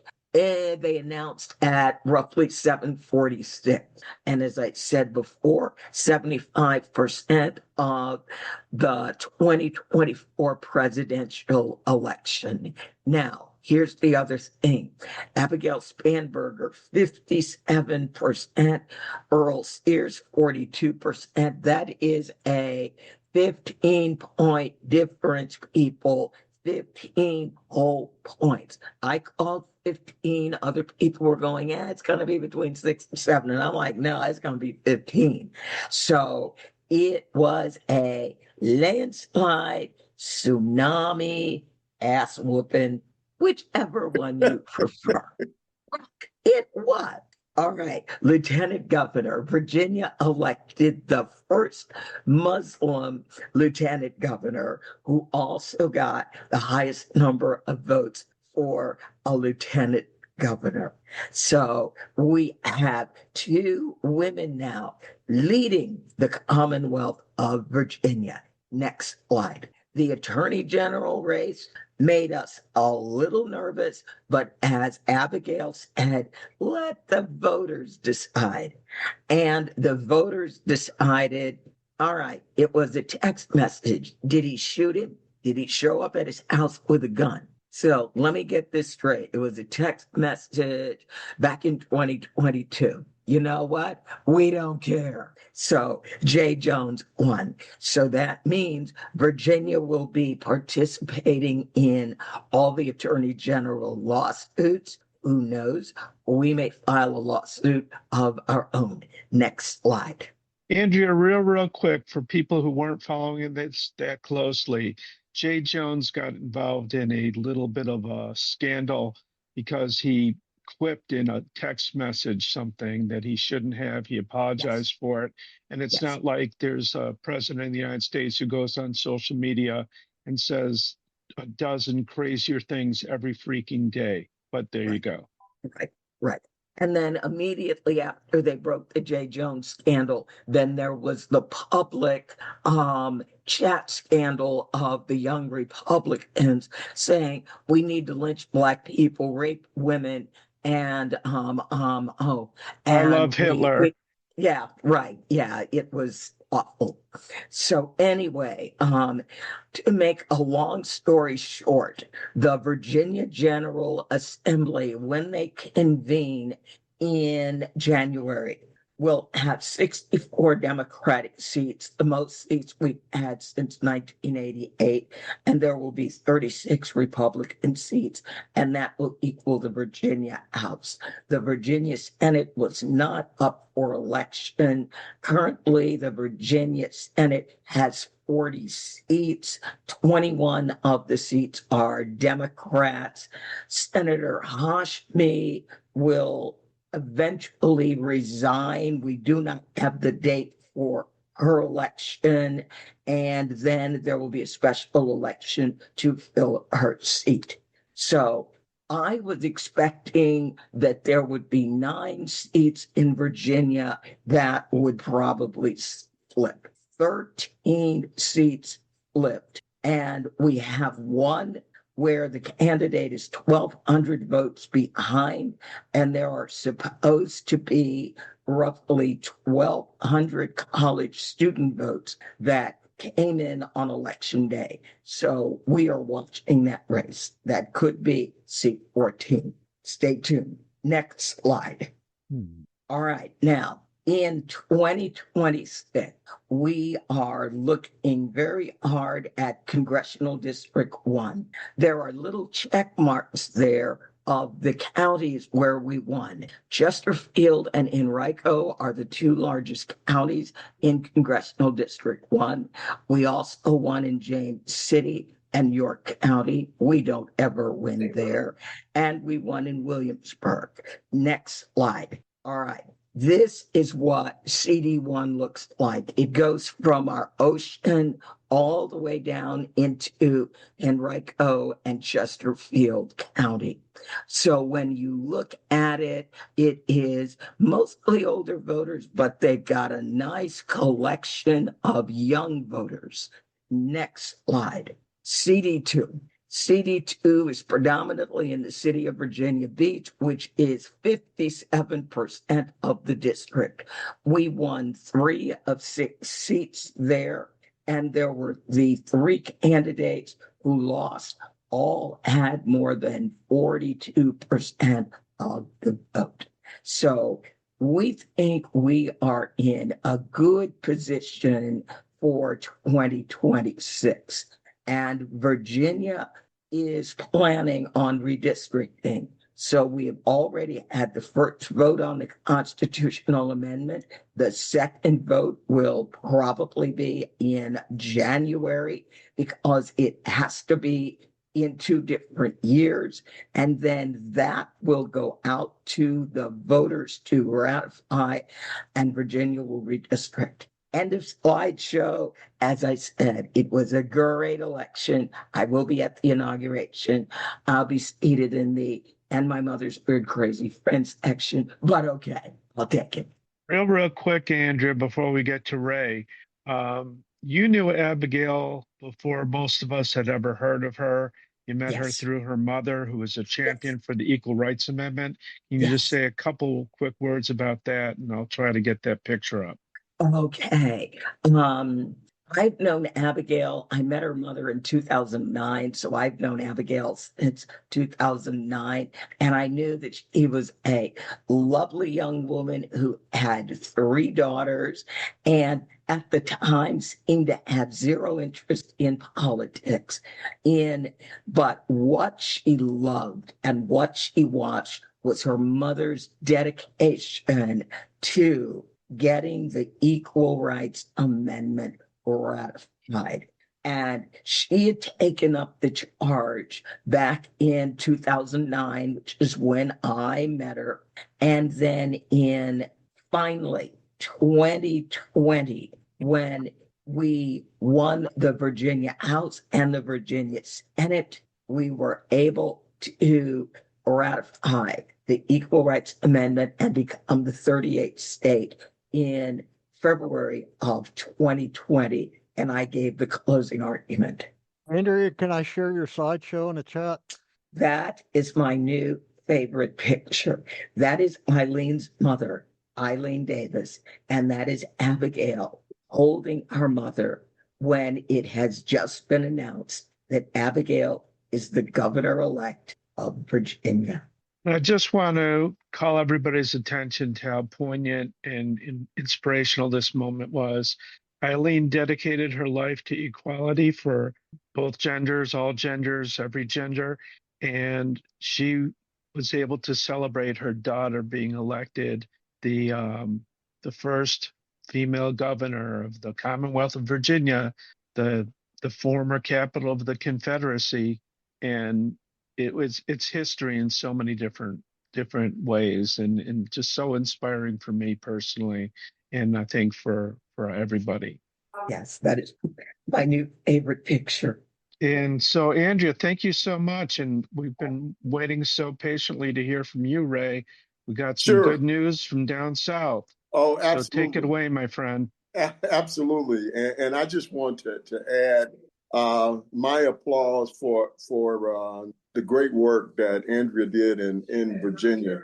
It was extraordinary to see the direct work, and I'm sure she's going to have even more slides. She's the queen of slides, but I know she's going to have even more slides soon, showing what the difference was that the grassroots organizations made in order to get that number from some people were predicting that I talked to were predicting as low as 5 seats being flipped in the Virginia House of Delegates, and to end up with 13. I mean, that's just amazing.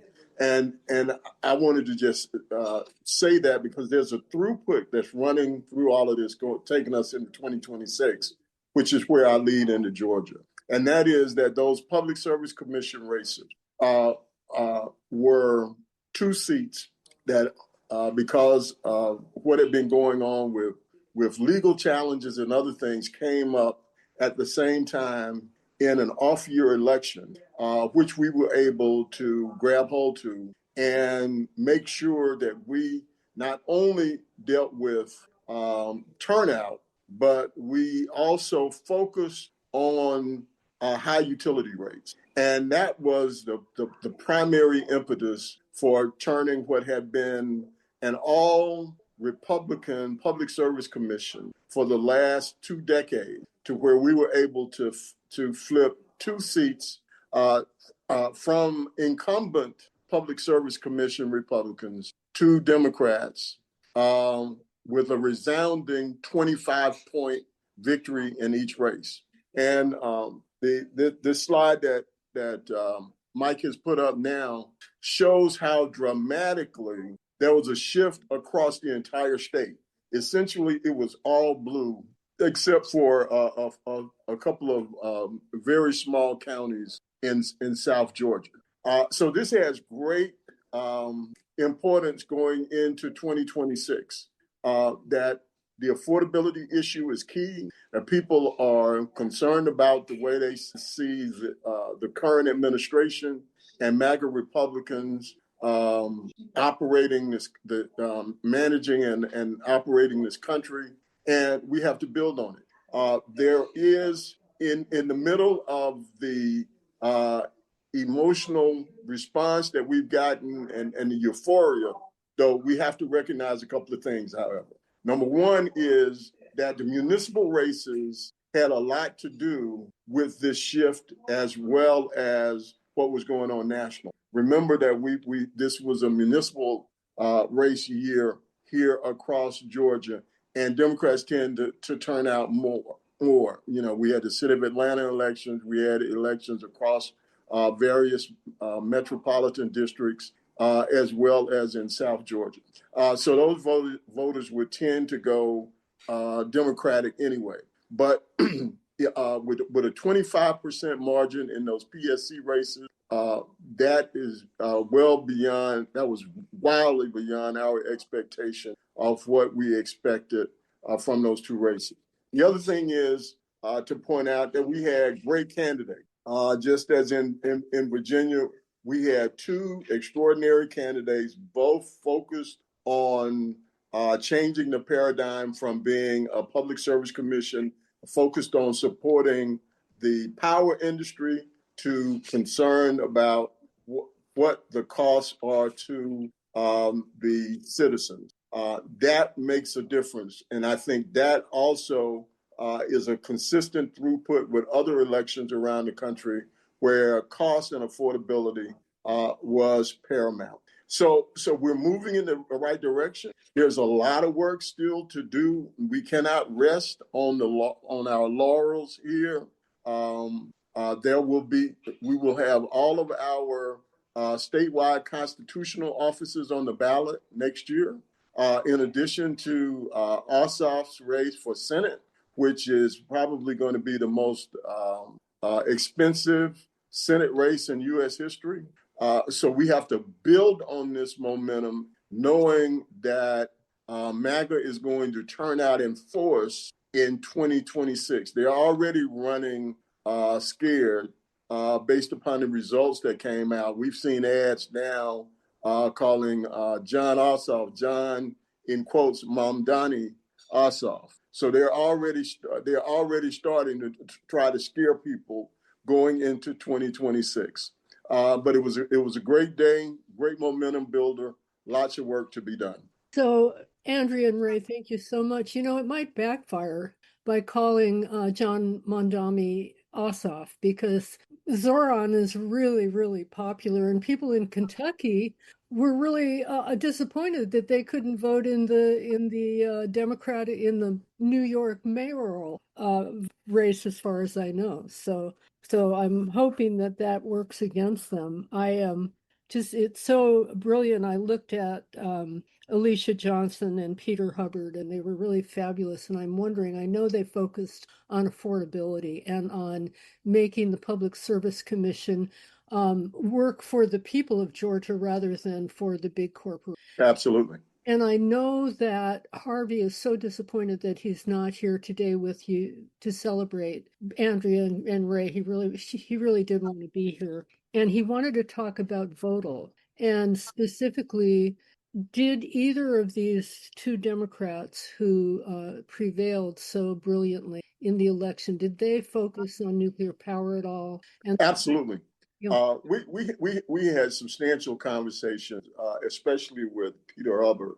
He's from Metro Atlanta, and he is laser focused on cost and the overruns from Vogel, and ensuring that they don't continue to increase rates for basic customers of Georgia Power.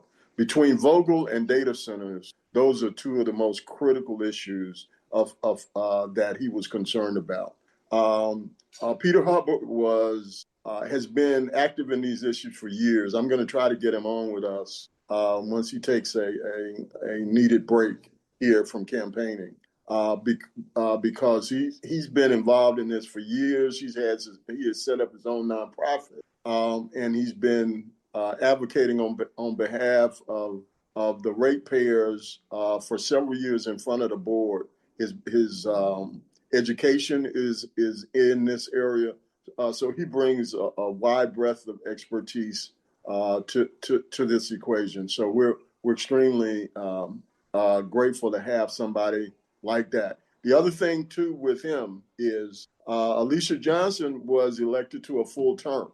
This was a part of the legal process. Peter Hubbard's seat was a part of the legal process that had been delayed for years, which was a part of a suit, a part of which Richard Rose, who was my partner, was directly involved in. Because it just got on the ballot this year, it is only for a year. So he's got to run again in 2026. So he'll be back on the ballot for 2026.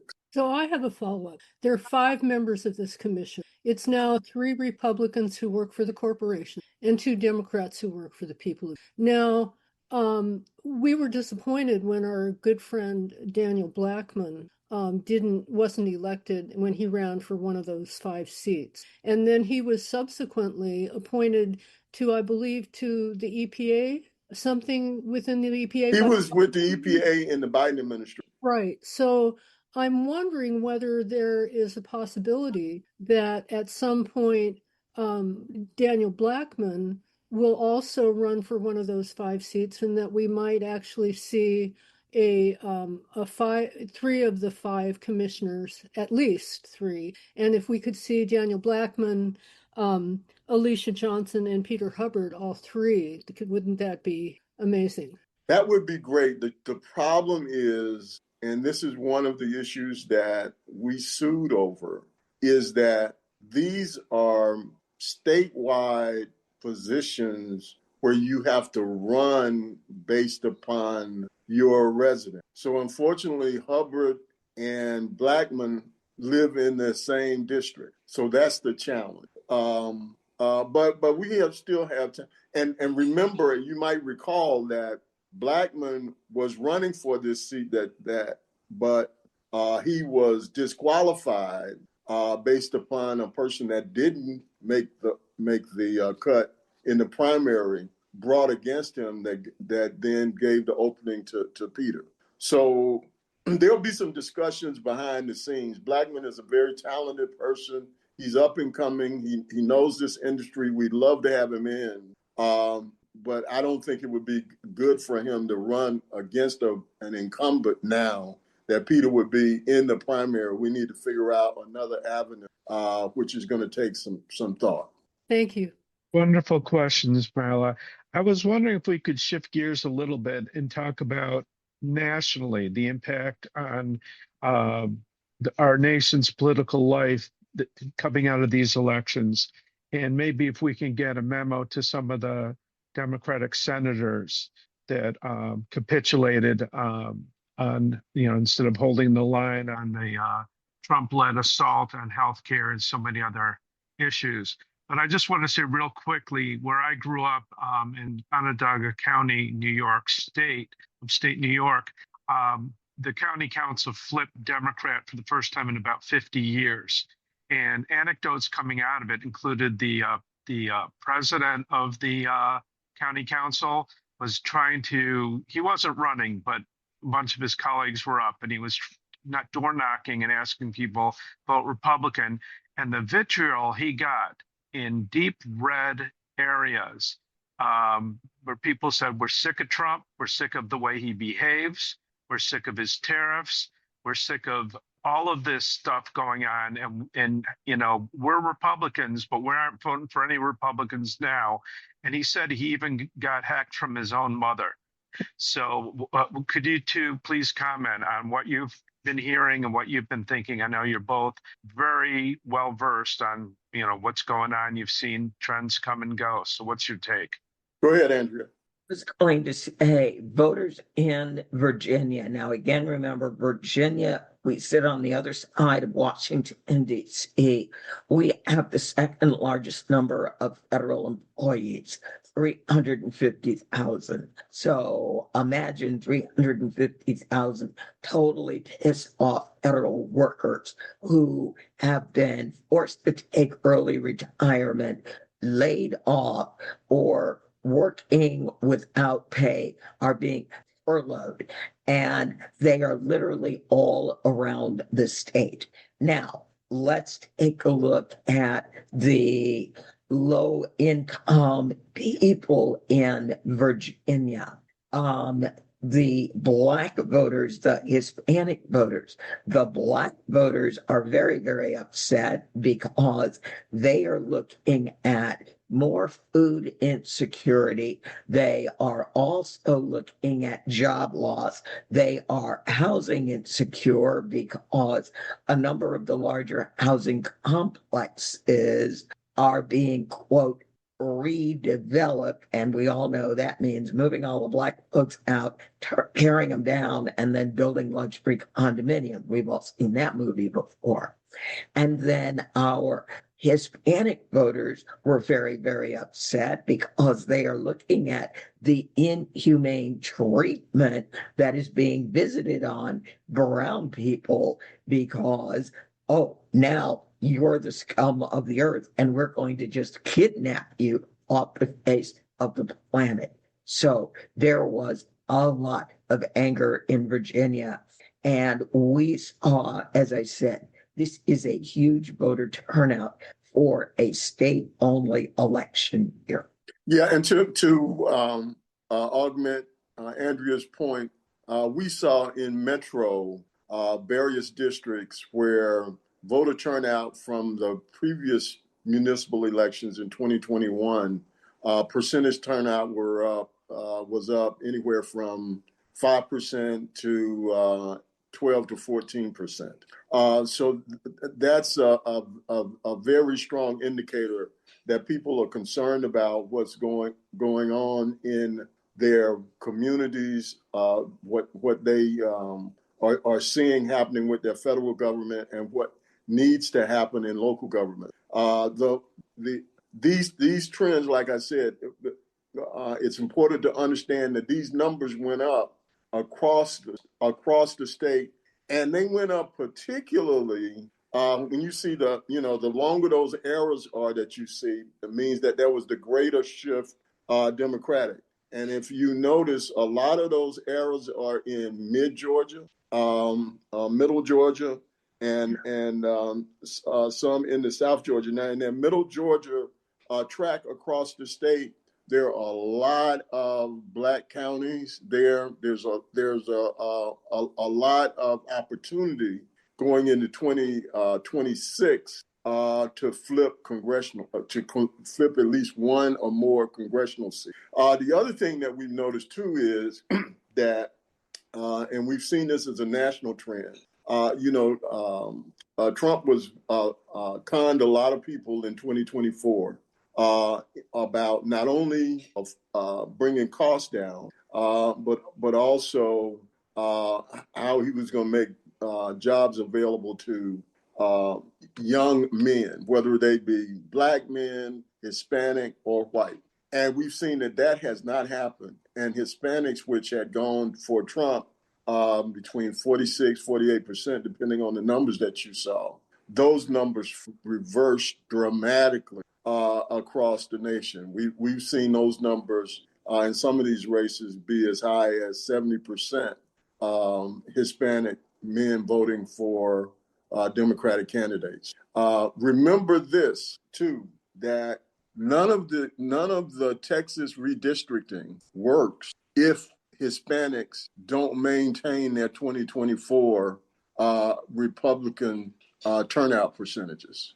So all of this could backfire. All of this gerrymandering could backfire in their faces if our Hispanic community continues to recognize what's going on with ICE and the Border Patrol, as long as that continues, and we know he is the king of double down, as long as he continues to do that, we've got an opportunity to have overwhelming response in the midterm elections, even with the gerrymandering. So that's something else for us to keep an eye on nationally. I just want to say real quickly, as a quick reminder, GREEP is a nonprofit, nonpartisan project.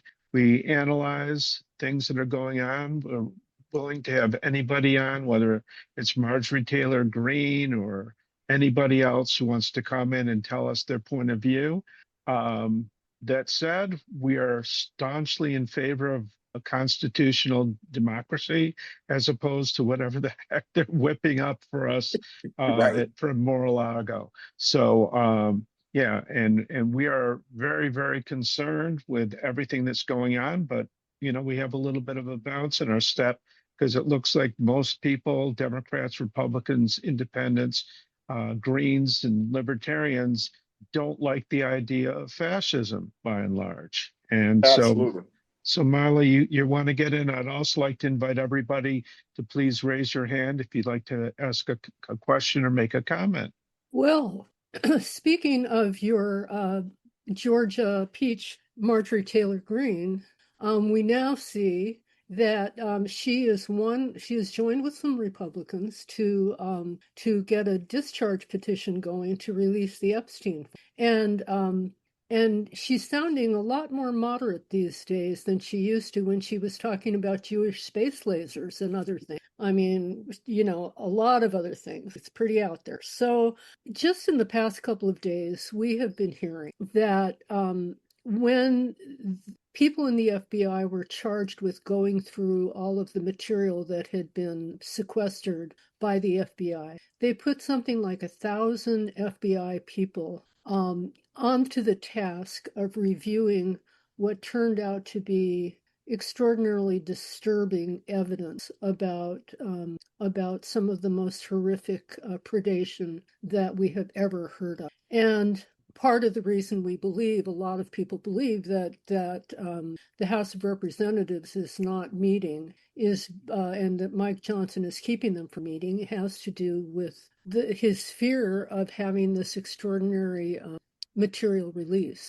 David Schuster, a journalist, reported that he had spoken to Republicans who believed that as soon as that discharge petition is passed, that as many as 100 or more Republicans would vote in favor of releasing this material, this really disturbing. And it's just a pretty curious state of affairs. And I wonder if either of you have heard about this reporting that 100 Republican congresspeople are probably poised to vote for the release of this information, and how that might impact on the future of Donald Trump and the Republican Party in Georgia, Virginia, and throughout. Either one of you want to touch that one? Well, it's not really anything that I spend a lot of time following. I don't really follow the regime and their insanity. But what we do see here in Virginia, listening to Republicans talk among themselves, is they seem to be very much against pedophiles. Yeah, that's a very good point, Andrea. And I think that Donald Trump and his inner circle have greatly miscalculated the passion. And this is something that, you know, I haven't followed it super closely, but a little bit. And I've known that Trump and Epstein were close friends for years and years. And here I saw all these people with Trump as their profile picture yelling about release the Epstein files, release the Epstein files. And I was like, do you know who's all over those files? They should probably be called the Trump Epstein files, because he's probably the, you know, if he's not the star, he's definitely one of the big supporting actors in that whole catastrophe. And Andrea, you know, this is the thing. It's so appalling. a lot of people, a lot of innocent people have been harmed by molestation and abuse. And it's a horrendous stain on our society that not enough has been done about it. And to have a president who's implicated in this running, promising to release it, and then when he gets in, he's like, well, we don't want to harm certain Important. people by releasing it. Well, we know who Trump cares about. It's Trump. He doesn't care about the people, the survivors who've been attacked. He's attacked a bunch of women himself of various ages. He doesn't seem to discriminate against women as long as they're under 30, apparently. But and Camilla Reese wrote in the chat, didn't Trump meet Melania Trump? Yeah, on with the so-called Lolita Express. And we had Bob Petrakis, one of our organizers and one of the great heroes of independent journalism. He broke the story about the money laundering aspect that involved Epstein, and he had death threats against him. So we've been kind of following this story and how deep it goes. And as horrendous as the child molestation and the sex abuse scandal is, there's a parallel scandal involving money laundering and finances, and it implicates all kinds of powerful people. We already saw a crown prince of the United Kingdom have to step down, which is extraordinary. And hopefully he's willing to talk about what he's seen and what he's done, and help, blow the lid off of all of this. But, the fact that a lot of Republicans are down with this, I'm going to say that a couple of things are happening. They understand how toxic this whole situation is, and they don't want to be on the wrong side of it. And I also think that human beings in general are disgusted by this. Either Republican, Democrat, Independent. It doesn't, this is not a partisan issue. This is a human decency issue. And I think that, Trump is tap dancing through a minefield on this.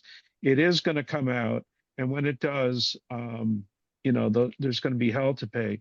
And Andrea, thank you for mentioning, we had Adelita Grijalva on previously on this Zoom, and they're holding up her swearing in part because she's the key signatory on that discharge petition. And what that means simply is when the leadership in the House refuses to bring something to a vote, if they get a sufficient number of signatories, and Adelita Grijalva promises to be the 218th, that all of a sudden all these other Republicans are going to come off the sidelines, get behind it. Mike, we're going to have quite a roller coaster ride. Ray, please go ahead. Yeah, I just wanted to say that I've become very jaded over the course of these last 10 months in that MAGA hypocrisy has no bounds.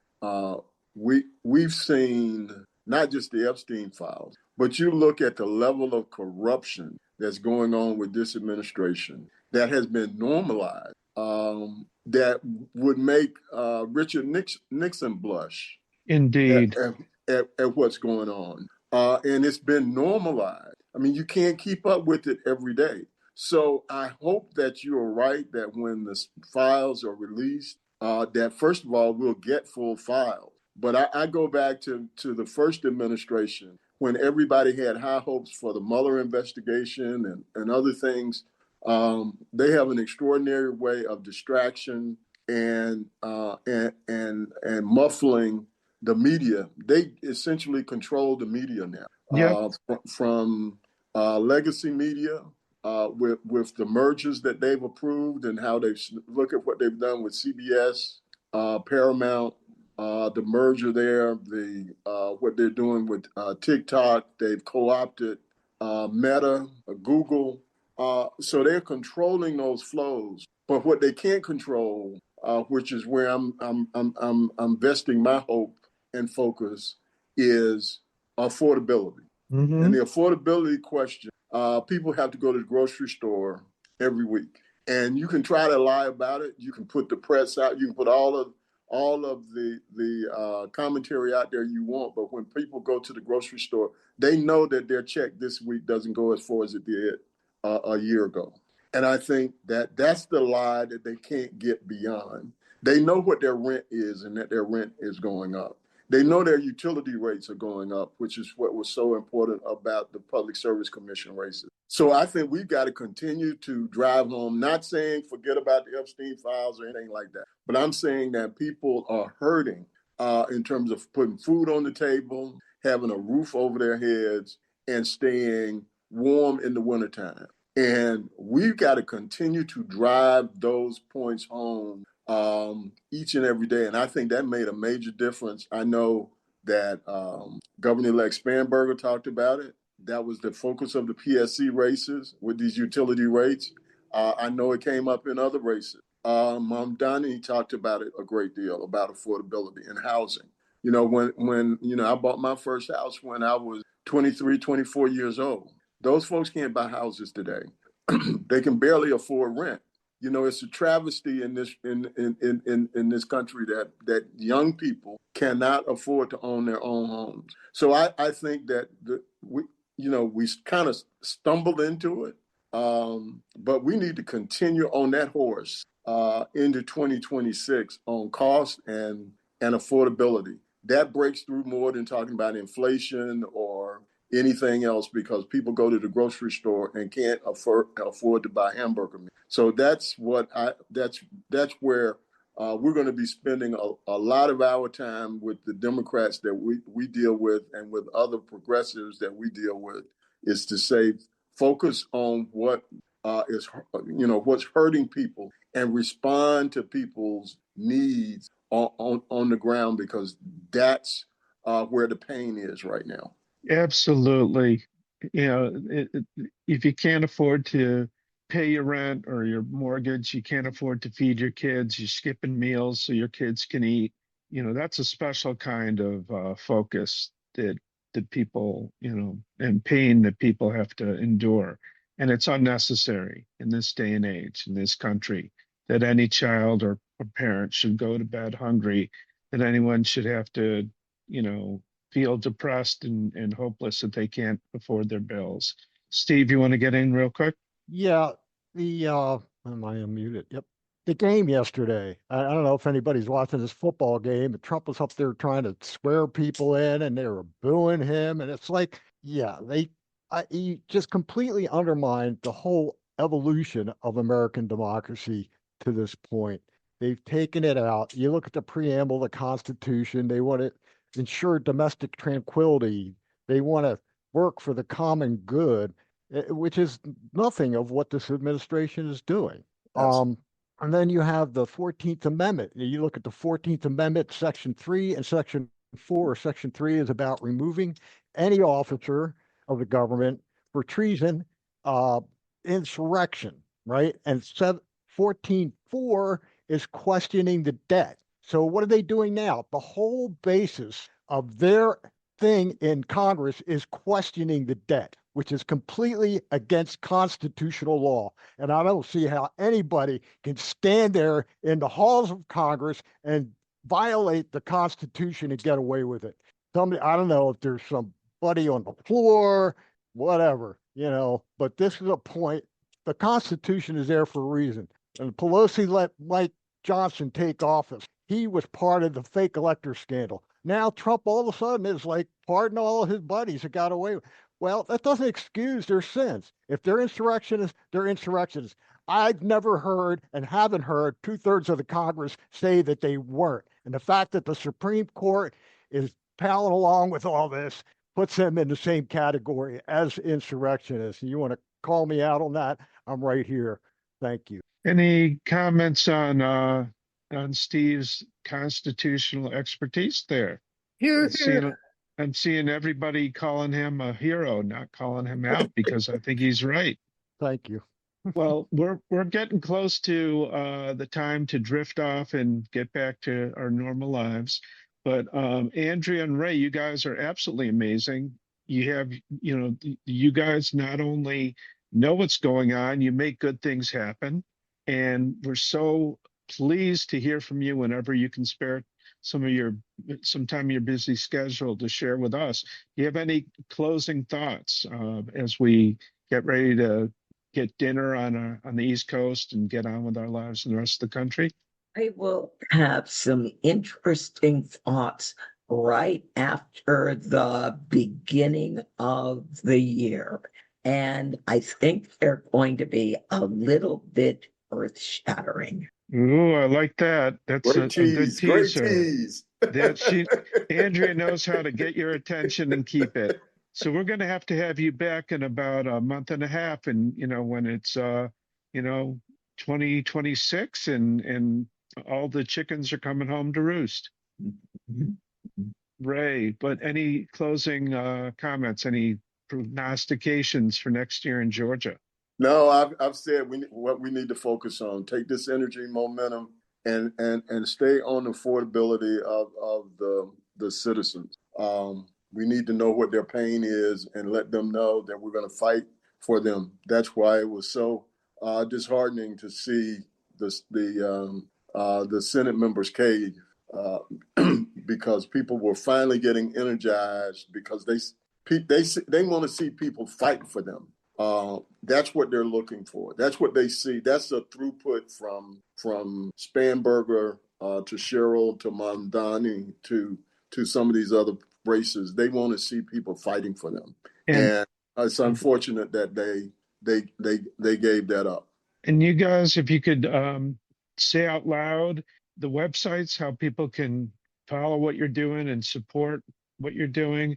Andrea's wonderful democracy centers for the Center for Common Ground. If you could give the website for that for people on the radio, and Ray, what you're up to as well, your website. Yeah, it's CUFJ. Well, let me give you the right one, because one is C3 and one is C4. We're on the C3 space. I'll put it in the chat. Perfect. And there are people listening on the radio, so I'll read it out loud after you do that. Andrea. Okay. All righty. Our donation site is givebutter.com/CFCG 25-26. Okay. And can they find that on your regular website, a donation link? No. Uh-oh. There's another Okay. donation site over there. That works too. We'll have to work with you on that.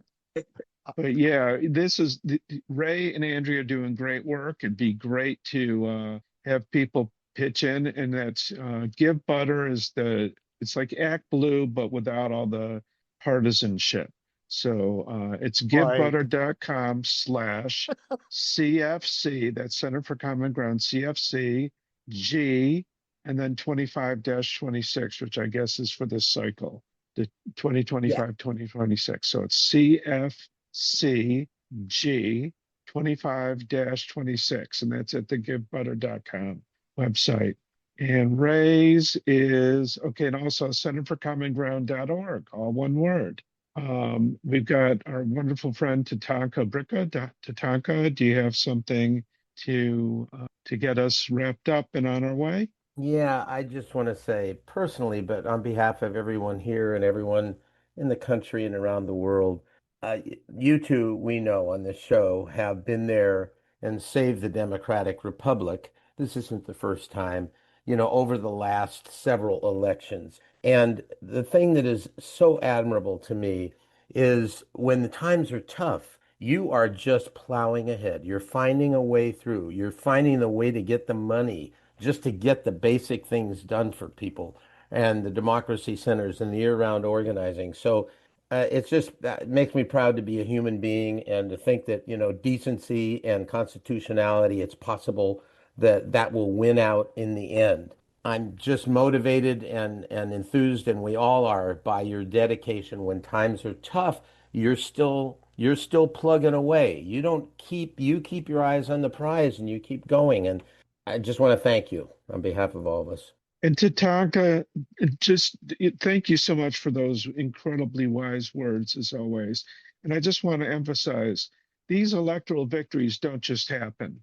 They don't happen on their own. They happen because smart, hardworking people get together and do the hard work. They roll up their sleeves. They don't do it for glory. They don't do it for money, certainly. They do it because their heart is in it. And people know that. And by being inspirational and working together, shoulder to shoulder with people who feel the same way, building common ground with the Center for Common Ground and motivating people as Ray does in Georgia. You can do that in your own locality, in your own state.